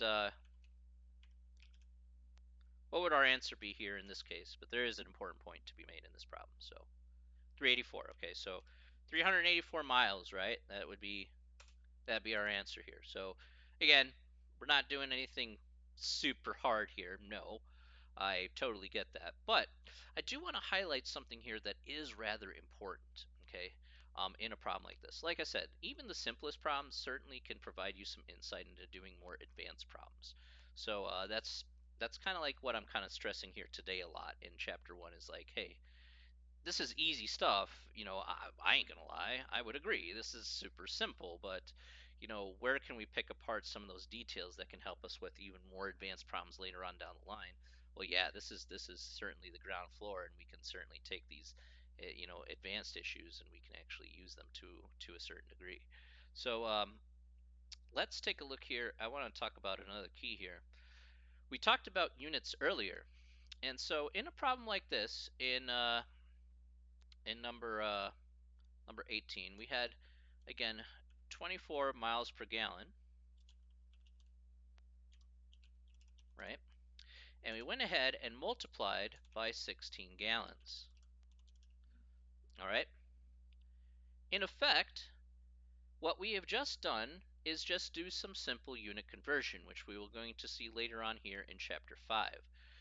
Essentially, since gallons here is on the top and gallons here is on the bottom here, because we say miles per gallon, okay, then this gallon will essentially cancel out with the other gallon. And oops, I didn't mean to do that.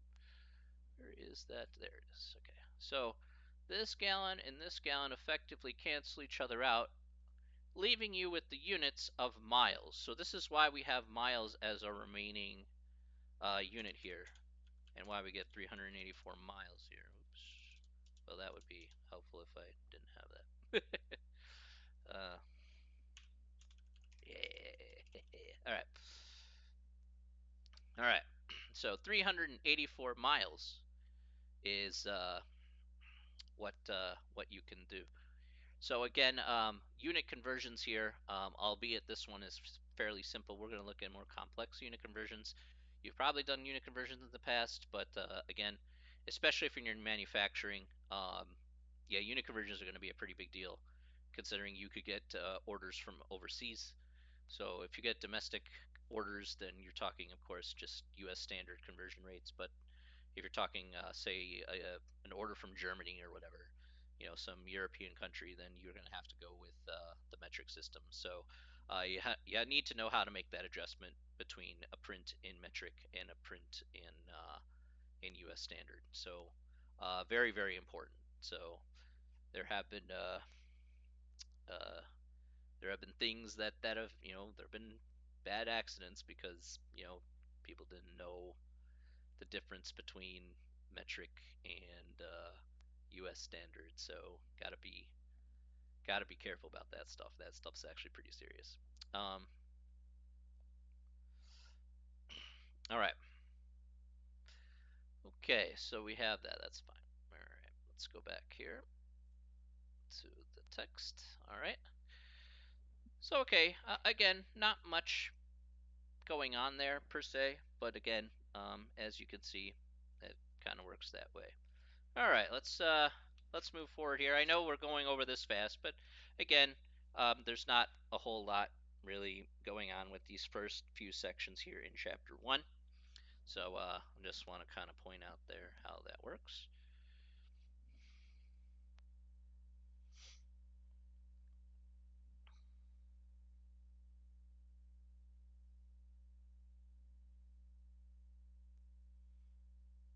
Okay. Let's see where. Okay, there it is. So we're going to go to page 51 here in the e-text. And again, this is about division. So division here, fairly straightforward. So again, you can use your calculator for that, as it is fairly easy. So let's take a look here at a couple of these problems, and we're not gonna get into too much detail, but one of the problems here is actually rather good. So actually, two of the problems here are actually rather good. So I want to go to number 9 down here, and I don't think I gotta move that over a bit. So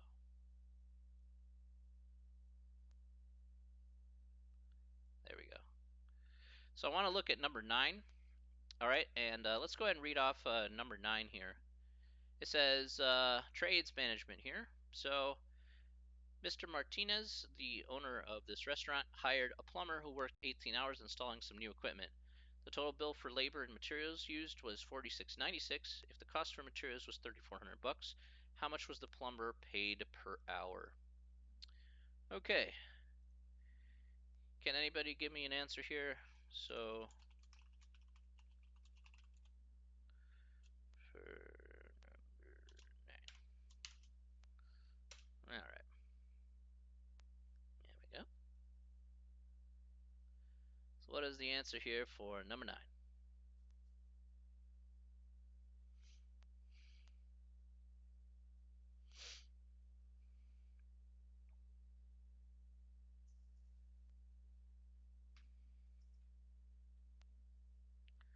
What would be the process here about what we'll need to do? 72 an hour? Okay. Can you tell me how you got that? Again, it's how you got that that's a little bit more. Again, I agree. That is indeed the answer. So I fully agree with that. Now you got to tell me how you got there.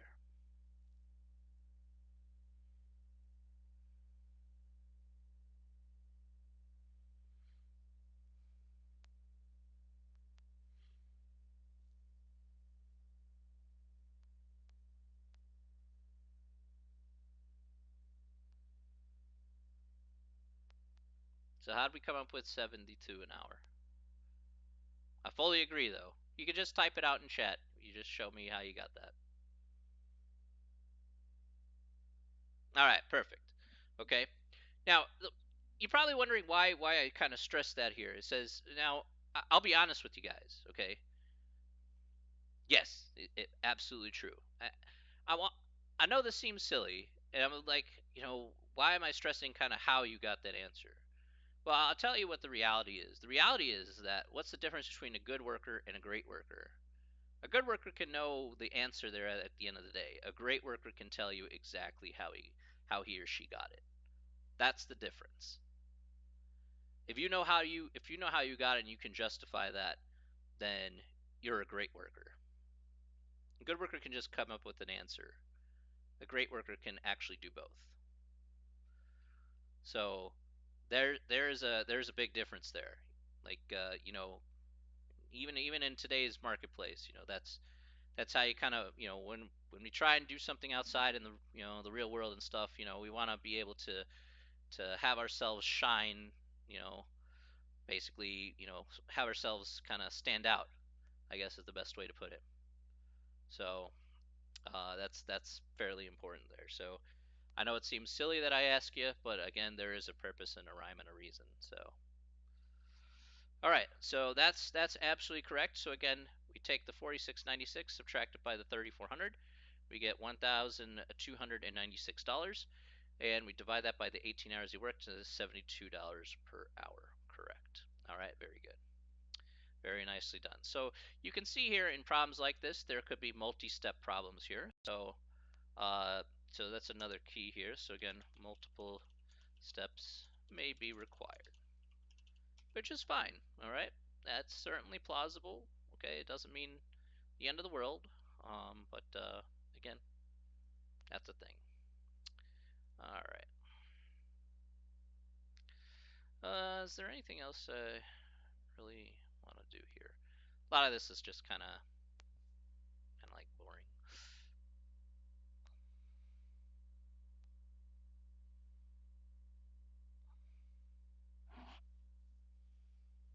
Mm, no. All right. Nothing much really in this section here that I think is any good. Yeah, it's pretty boring. Okay. Yeah, it's not really exciting. All right. Let's go ahead and do the last section here, section 1.5. I know today we're just going over this stuff here rather quickly. Okay, so I'm gonna go to page 57 here. So here's some practical applications uh, of this. Now, I want to talk about something here first. So let's go over here. So the next part here is section 1.5, which is order of operations.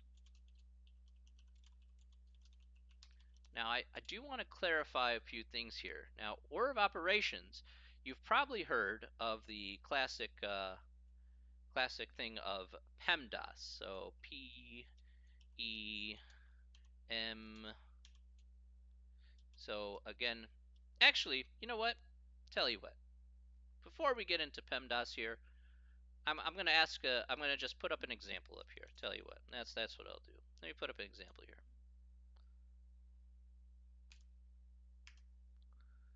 So let's go 6 divided by 2 times 3.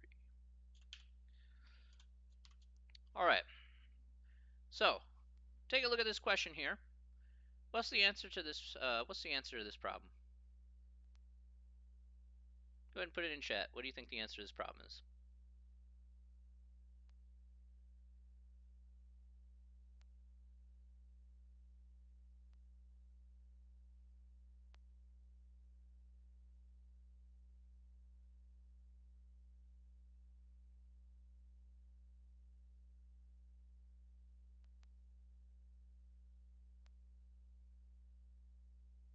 Okay, let's see ones.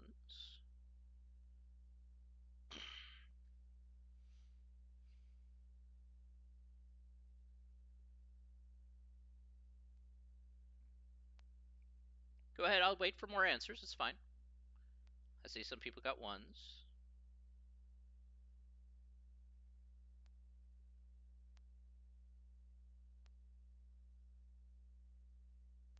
Anybody else want to? One. Okay.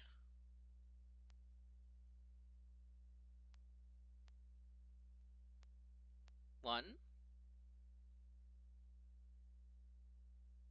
Anyone else? Again, just feel free to somebody. You can tell me 6 divided by 2 times 3. You get a. I see ones all around.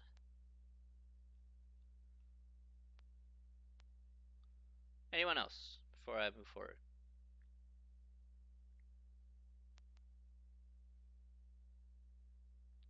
Okay. So, let's take a good look here at this problem. There's a reason why I put this example up. 6 divided by 2 times 3 is equal to 9. It is not equal to 1. Let's go ahead and explain why this is. And you're probably saying, yo, what the actual F? All right? Which I'd be like, yeah, I can see that. All right? Yes, the answer is indeed 9. Now, I want to talk about why this is, because this actually goes back to how you were taught order of operations maybe way back when. So I want to talk about. Yeah, I know. Like I said, this is why I like doing the class a lot, because it's like, we want to cover some of those deficiencies, some of those things that you were told from before, and they'd be like complete bupkis. So let's talk about PEMDAS. Okay. All right. So this is PEMDAS. All right. So this is how you've seen this. Okay. No problem. Now, let's go over each one here. What does P stand for? You guys remember?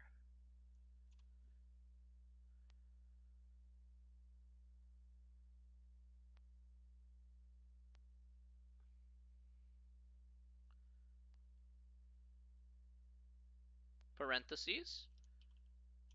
All right, so parentheses is correct. Absolutely. What about E?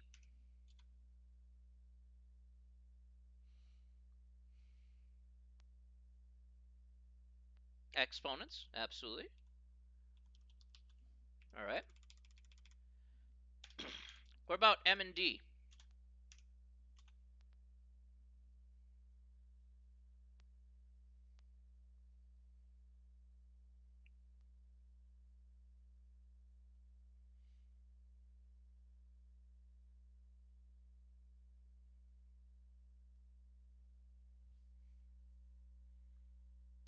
So what about M and D?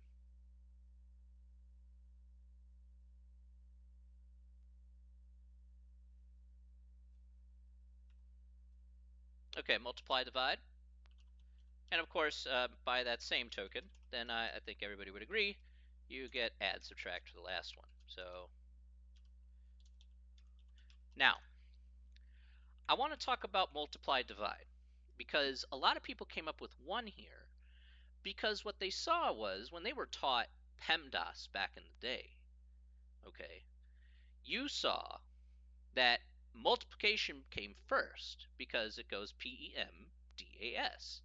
And I'll be like, okay, that's fair. But the problem, what they should have taught you is that if you see how I wrote multiply, divide, notice I put that here on the same level, because in actuality, multiply and divide are on the same rank. Okay? And this is very, very important here to know. And we want to break that kind of cycle here. Okay? Multiply and divide are the same rank. So if we don't have any parentheses and stuff in a problem like 6 divided by 2 times 3, all we do is go left to right. Okay? That's all we're doing. So I'm just going to do, again, straight up. This straight up becomes, again, 3. 6 divided by 2 is 3. Well, let me just tap over here. This would be like 3, and then times 3 at the end, and that's where we get the 9 from. That's fine. That's exactly why we're here to cover the basics. That's what we're doing here today, just covering those nice basics. So, no problem.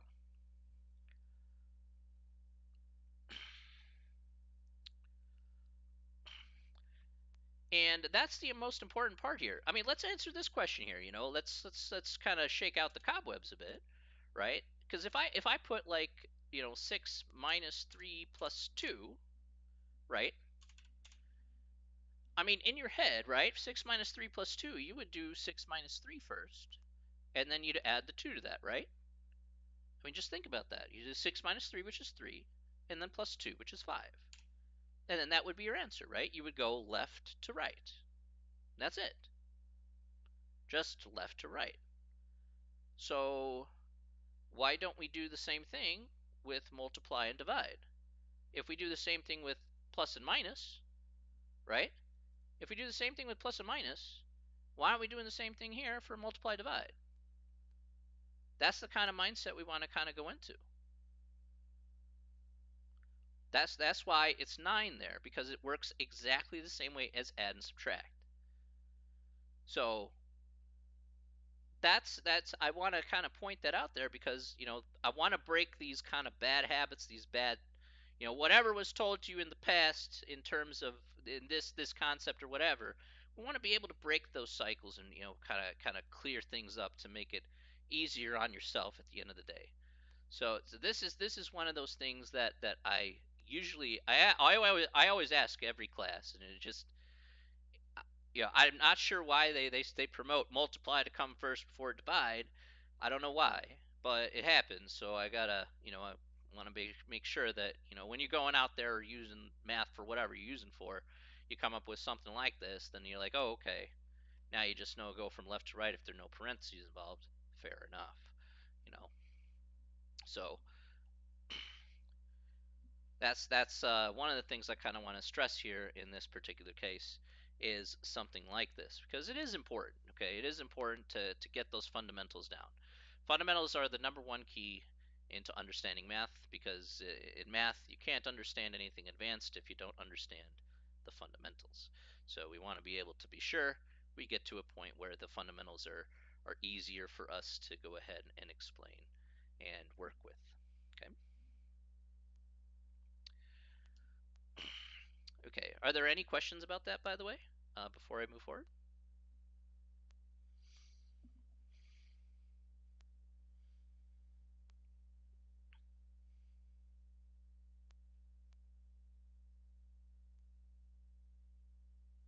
Negative. Nope. Okay. All right. I just hope that I've been easy to follow so far. So hopefully everything's been cool. Yeah. All right. All right. Let's go on, and we're gonna go ahead and do a few more examples here from 1.5, and then we'll wrap things up here. Um, so let's take a look here at back at the textbook here. So let's go ahead and do a couple of let's go ahead and do a couple of problems here, and we'll see exactly how we can work this out. So let's go ahead and take a look here at number 4. Okay, so let's look at number 4. So I'll go ahead and read this off here. So at the beginning of the day on Monday, the parts department has on hand 520 spark plugs. Mechanics in the service department estimate they'll need about 48 plugs per day.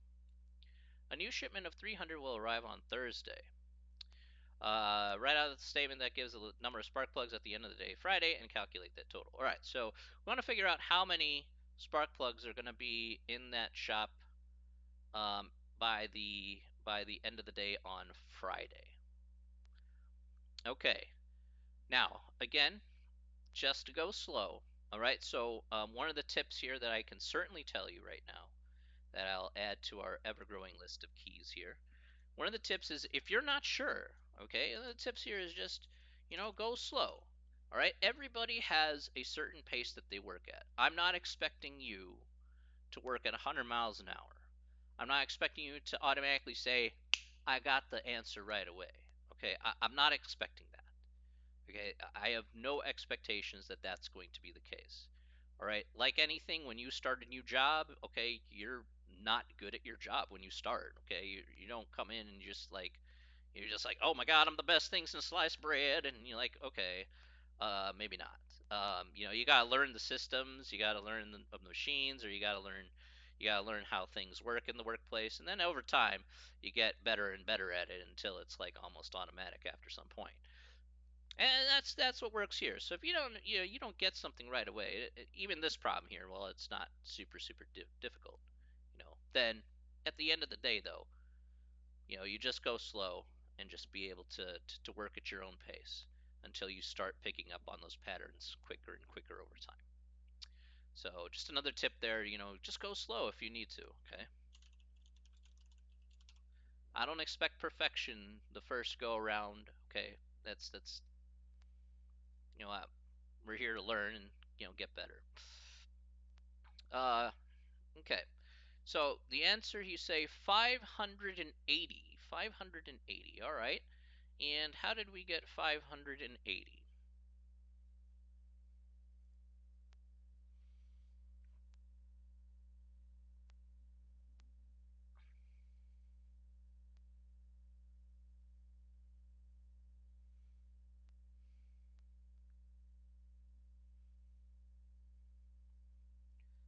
So how did we get 580 here?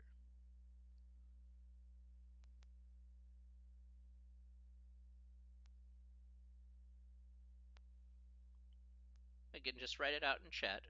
You just have, I agree, 580. I just need to know how we got to 580. Just what would be the work behind it, I suppose.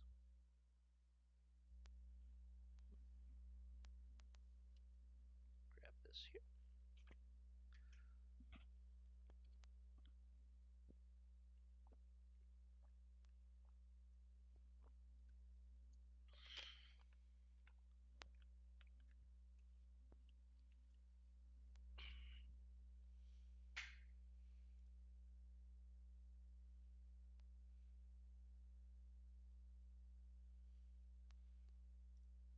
All right, let's take a good look here at this one, since I agree it's 580 though. So let's take a look here. So we have 520 spark plugs to start with. Okay, and we need 48 plugs per day. So okay, subtract that. All right, that's correct. Very good. So we'll take 520, right, minus 48 times 5, because we need to use 48 spark plugs on average per day. And then we add that to the 300 spark plugs we get in a special shipment. And I fully agree, 580 spark plugs is correct. Okay? Yeah, absolutely spot on there. Very nice. All right. Good stuff. That's okay. I just want you to show me the work. Like, I just kind of typed it out here on my thing. So you could type it out like what I have here on the chat. So if you want to type it out like that, that's cool. Yeah, I'm not expecting you to like the whole explanation of everything in the world. So no, just something simple, I promise you.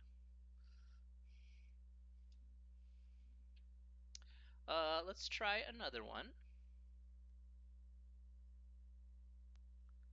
Okay. And that one's kind of not very exciting.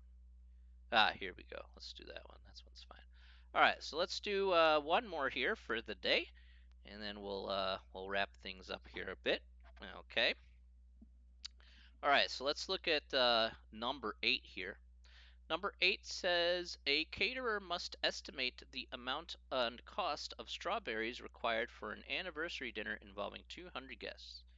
She estimates that she will need about 6 strawberries per person for decorations and cocktails, and about 10 strawberries per person for the dessert.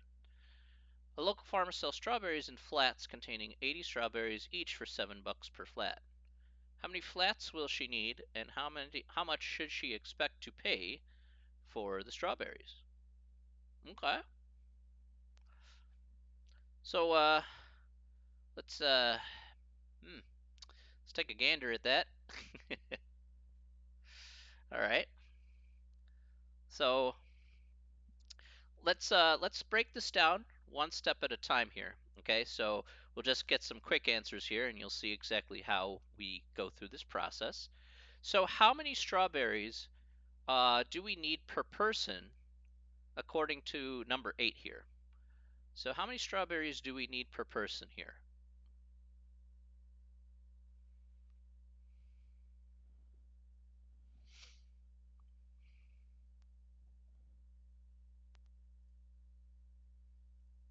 Yeah, that's right, 16, right?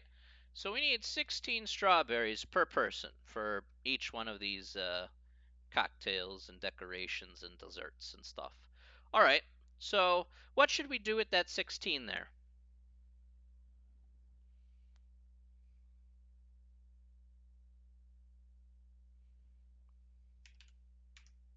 All right. Totally agree with that. And that will equal, what will that equal? 16 times 200. I agree with that.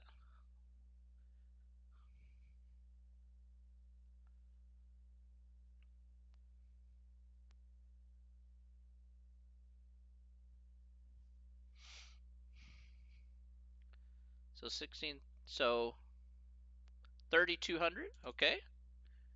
All right. And we take that 3,200. And since each flat contains 80 strawberries, okay, so we want 3,200 strawberries total. And each flat of strawberries contains 80 strawberries each. So that would be 80. And indeed, we get 40 flats of strawberries.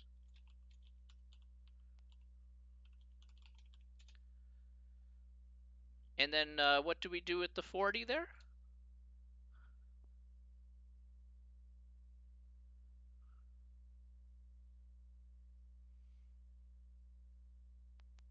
Yeah, multiply that by 7. Spot on. And 40 times 7 is going to be exactly as was stated earlier here. Ooh, be helpful if I do that. Would be exactly stated earlier here, $280. That is correct. Okay, uh, so you can see it's again a simple multi-step process, but we're going to see more things later on, like a few algebraic concepts here, which will require a few more multi-step processes. Okay, so I'm just kind of wanting to set you up here for certain things, certain multi-step problems here that we need to kind of go through in order to solve, a little bit more advanced word problems. Today is more of like, oh, let's go over the kind of the basics, the fundamentals here.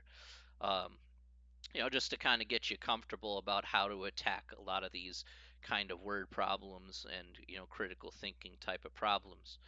Okay, so um, I want to be able to showcase that. And again, we talked about tips here that could be fairly helpful for you. Again, into, again, taking care of and attacking these problems here with the correct type of critical thinking here at the end of the day. And there's of course, we're going to be doing a lot more examples here over the course of the semester. So, just kind of buckle in and get comfortable a bit. We'll take it slow though. So I'm not, we have, even though for some people it's 8 weeks, or some people 16 weeks, still tend to take it slow. We're pretty much, since we finished chapter one, this is kind of like, I do this on purpose because then we're pretty far ahead actually just by finishing one chapter today. So it's very, very convenient, because then on certain parts that I feel would be harder, we can go slower on those parts. And then, you'll be able to pick up the material a bit easier, so we don't have to like constantly being rushed all the time. I want you to be able to take your time on tougher concepts that may not be so easy to see, such as probably the last chapter there, trigonometry can be a little bit overbearing for some people if you haven't really seen it in a long time or haven't really used it too often. So, um, yeah, that's something that we have to be careful about there. Okay, so that, my friends, is the end of chapter one. Nice. All right, so very, very nice. Are there any questions about chapter one?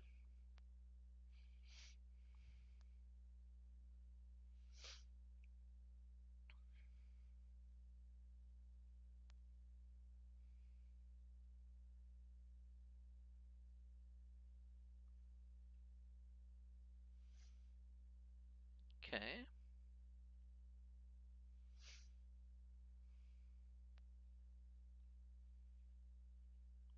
Okay. Are there any questions overall that you would like me to answer? Um, I'll be happy to take on any general questions that you may have.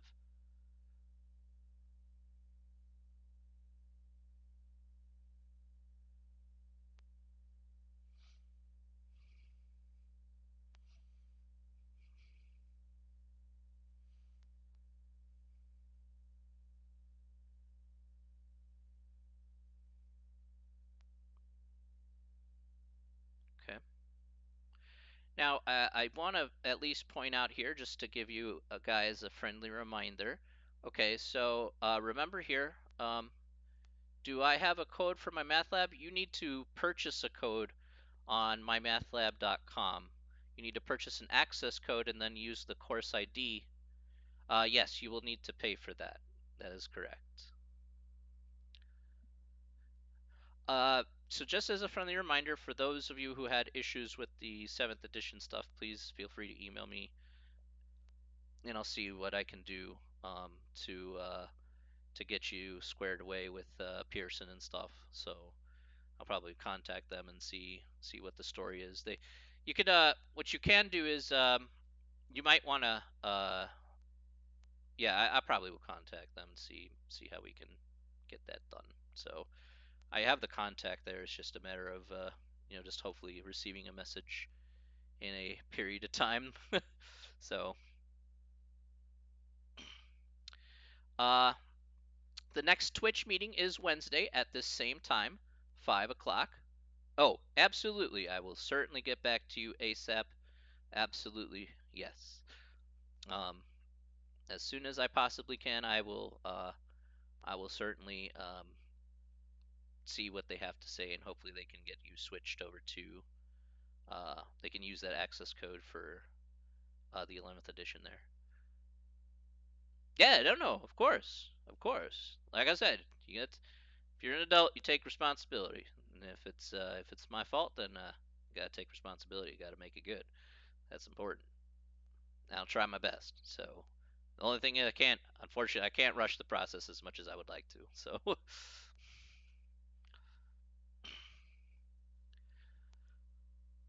just as a reminder here, I want to. Okay, all the homework is through my math lab. That's correct. Yes. You just go ahead and read the syllabus there. Read that carefully, and then again, if you have any questions about it, look through the course materials as well. If you have any questions about it, just feel free to email me. Or again, you can watch the replay right here on Twitch right after I'm done, and any I kind of explain things here at the beginning, so um, it'll be there for you to kind of go through.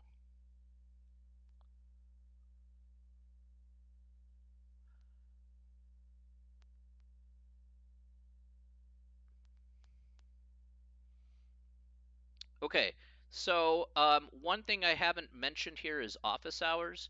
Obviously, since we're online, office hours will also be online here through Twitch. If you want to ask me questions here through Twitch or whatever, again, just contact me via email or on the discussion board. Say, hey, I want to meet you for office hours. We can arrange a time, and then we can just meet here on Twitch and we can kind of talk back and forth and see what's going on. Um, we can talk back and forth here on Twitch or through the discussion board, and we can see what's going on, and I can help you out with stuff there. So if you want to see me through office hours, just go ahead and just you contact me via email or the discussion board, and I'll be happy to help you out once we arrange something there. I also have time after class, so if you want to ask me questions after class, feel free to do so as well. That's perfectly fine. Like I said, I'm here to help you as much as I possibly can. So this isn't something it's about your success. So it's not about me, it's about your success at the end of the day. So I want to be sure that you're taken care of at the end of the day. So we'll try our best here. That's what we're gonna do. And this again, as a reminder here, another reminder, this stream will be put up on YouTube 24 hours after the end of the stream. So it's about 7:15 ish or so. So probably by 24 hours after that stream, so 7:30 ish, 8 o'clock ish, it will be put up on my YouTube channel as per the Twitch guidelines there. But if you would like to watch the replay right away, you can come back here to the Twitch channel and you can look through my previous videos. It will have my previous stream. It will stay up there for a maximum of 14 days, and then it will be deleted automatically by the system. I have no control over that, so Unfortunately, that's why I ported it over to YouTube 24 hours later. So again, it'll be a permanent thing on my channel. So you'll have access to that.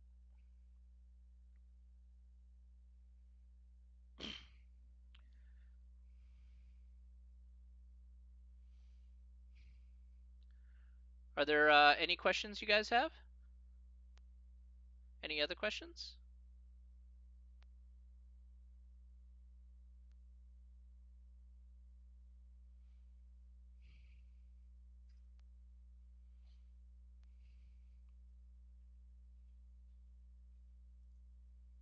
No? Okay. Cool beans.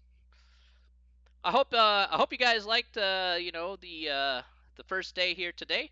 Hope you guys got comfortable a little bit. I'm just hoping to have some fun with you guys. At the end of the day, hopefully we get to learn stuff together. Um, and we're gonna see exactly how things work out. So I'll be trust me, like I said, your success is my success.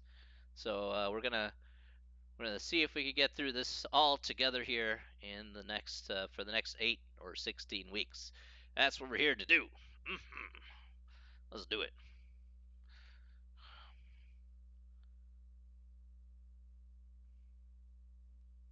Oh yeah, that's tomorrow.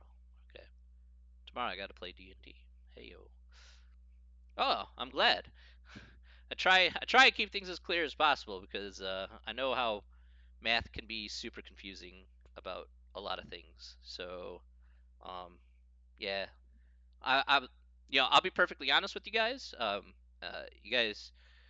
You guys may or may not know, but I have failed classes before in math.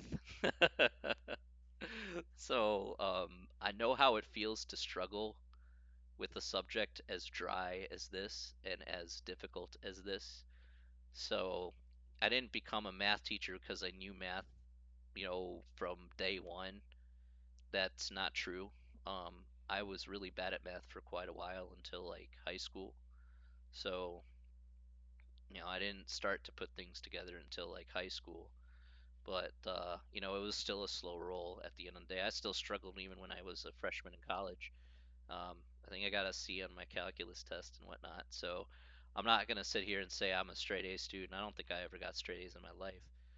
No, I don't think so. I've never gotten straight A's in my life. So for me to sit here and say, "Oh man, I know all this stuff. I know all this great stuff," at the end of the day, oh man, it's like, nah. It came with time, and it came with the experience. So I'm not expecting. That's why I say you should go at your own pace because everybody has their own pace.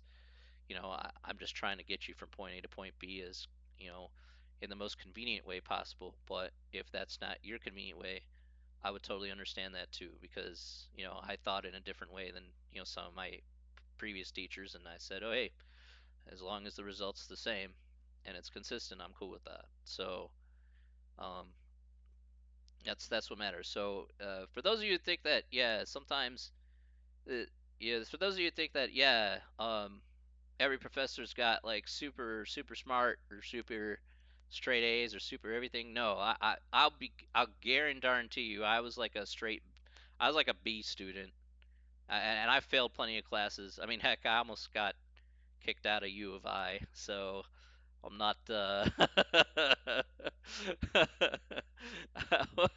That was uh, that was a roller coaster of a semester of where I had to learn.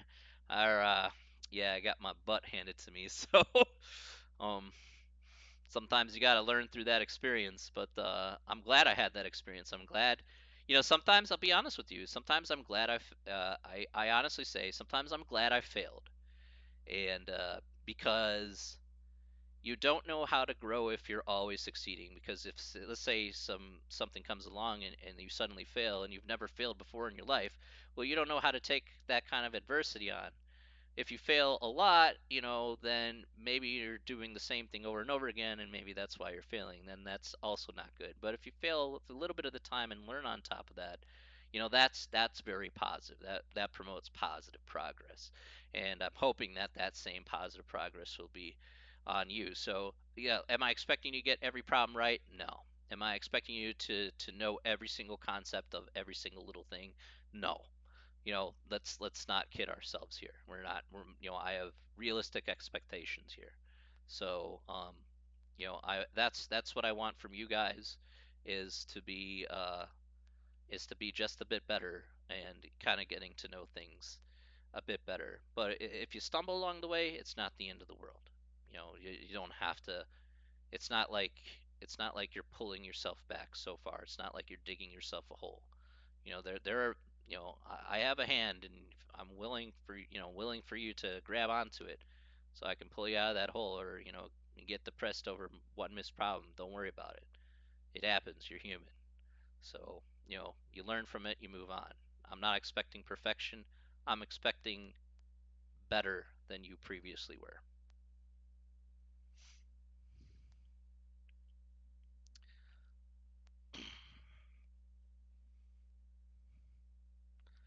All right. Sorry for the rant there, but just want to kind of get you a good idea about kind of what I have as my expectations there. So, okay. All right, guys. Well, I want to thank you all very, very much for coming out to the stream today. Next time, we're going to go over the beginning here of Chapter 2. I'm going to go a little slower on Chapter 2 because Chapter 2 talks about our favorite friend in the whole wide world, fractions. And I know nobody likes fractions. So, since nobody likes fractions, we're going to spend a little bit of time on fractions and kind of go over kind of the little bits and pieces so we can get comfortable with fractions and how those things work. But now that we've set a base for that, then we should be good to go. All right. So that'll take care of it today, everybody. I want to thank you all again. And as for the people who emailed me, I will email you ASAP once I hear something from the Pearson rep. Again, if you send me your email and then all the information there, not your email of course, but your login name and stuff, and we'll see how things are kind of go there. So um, yeah, I'm hoping that we can just get you into that class, both of you. All right. Okay. All right. Thank you very much, everybody, again, and have yourself a very wonderful night. Okay. Take care of yourselves. And yes, of course, I absolutely will. I understand how important that is to you. You spent money on it, and I'm not about to have you spend more money on something like that. So, yeah, that's fine. All right. Thank you very much, everybody. Everyone, have yourself a wonderful day. We will see you on Wednesday. All right. Take care of yourselves, everybody. We'll talk to you later. All right. See you Wednesday. Bye.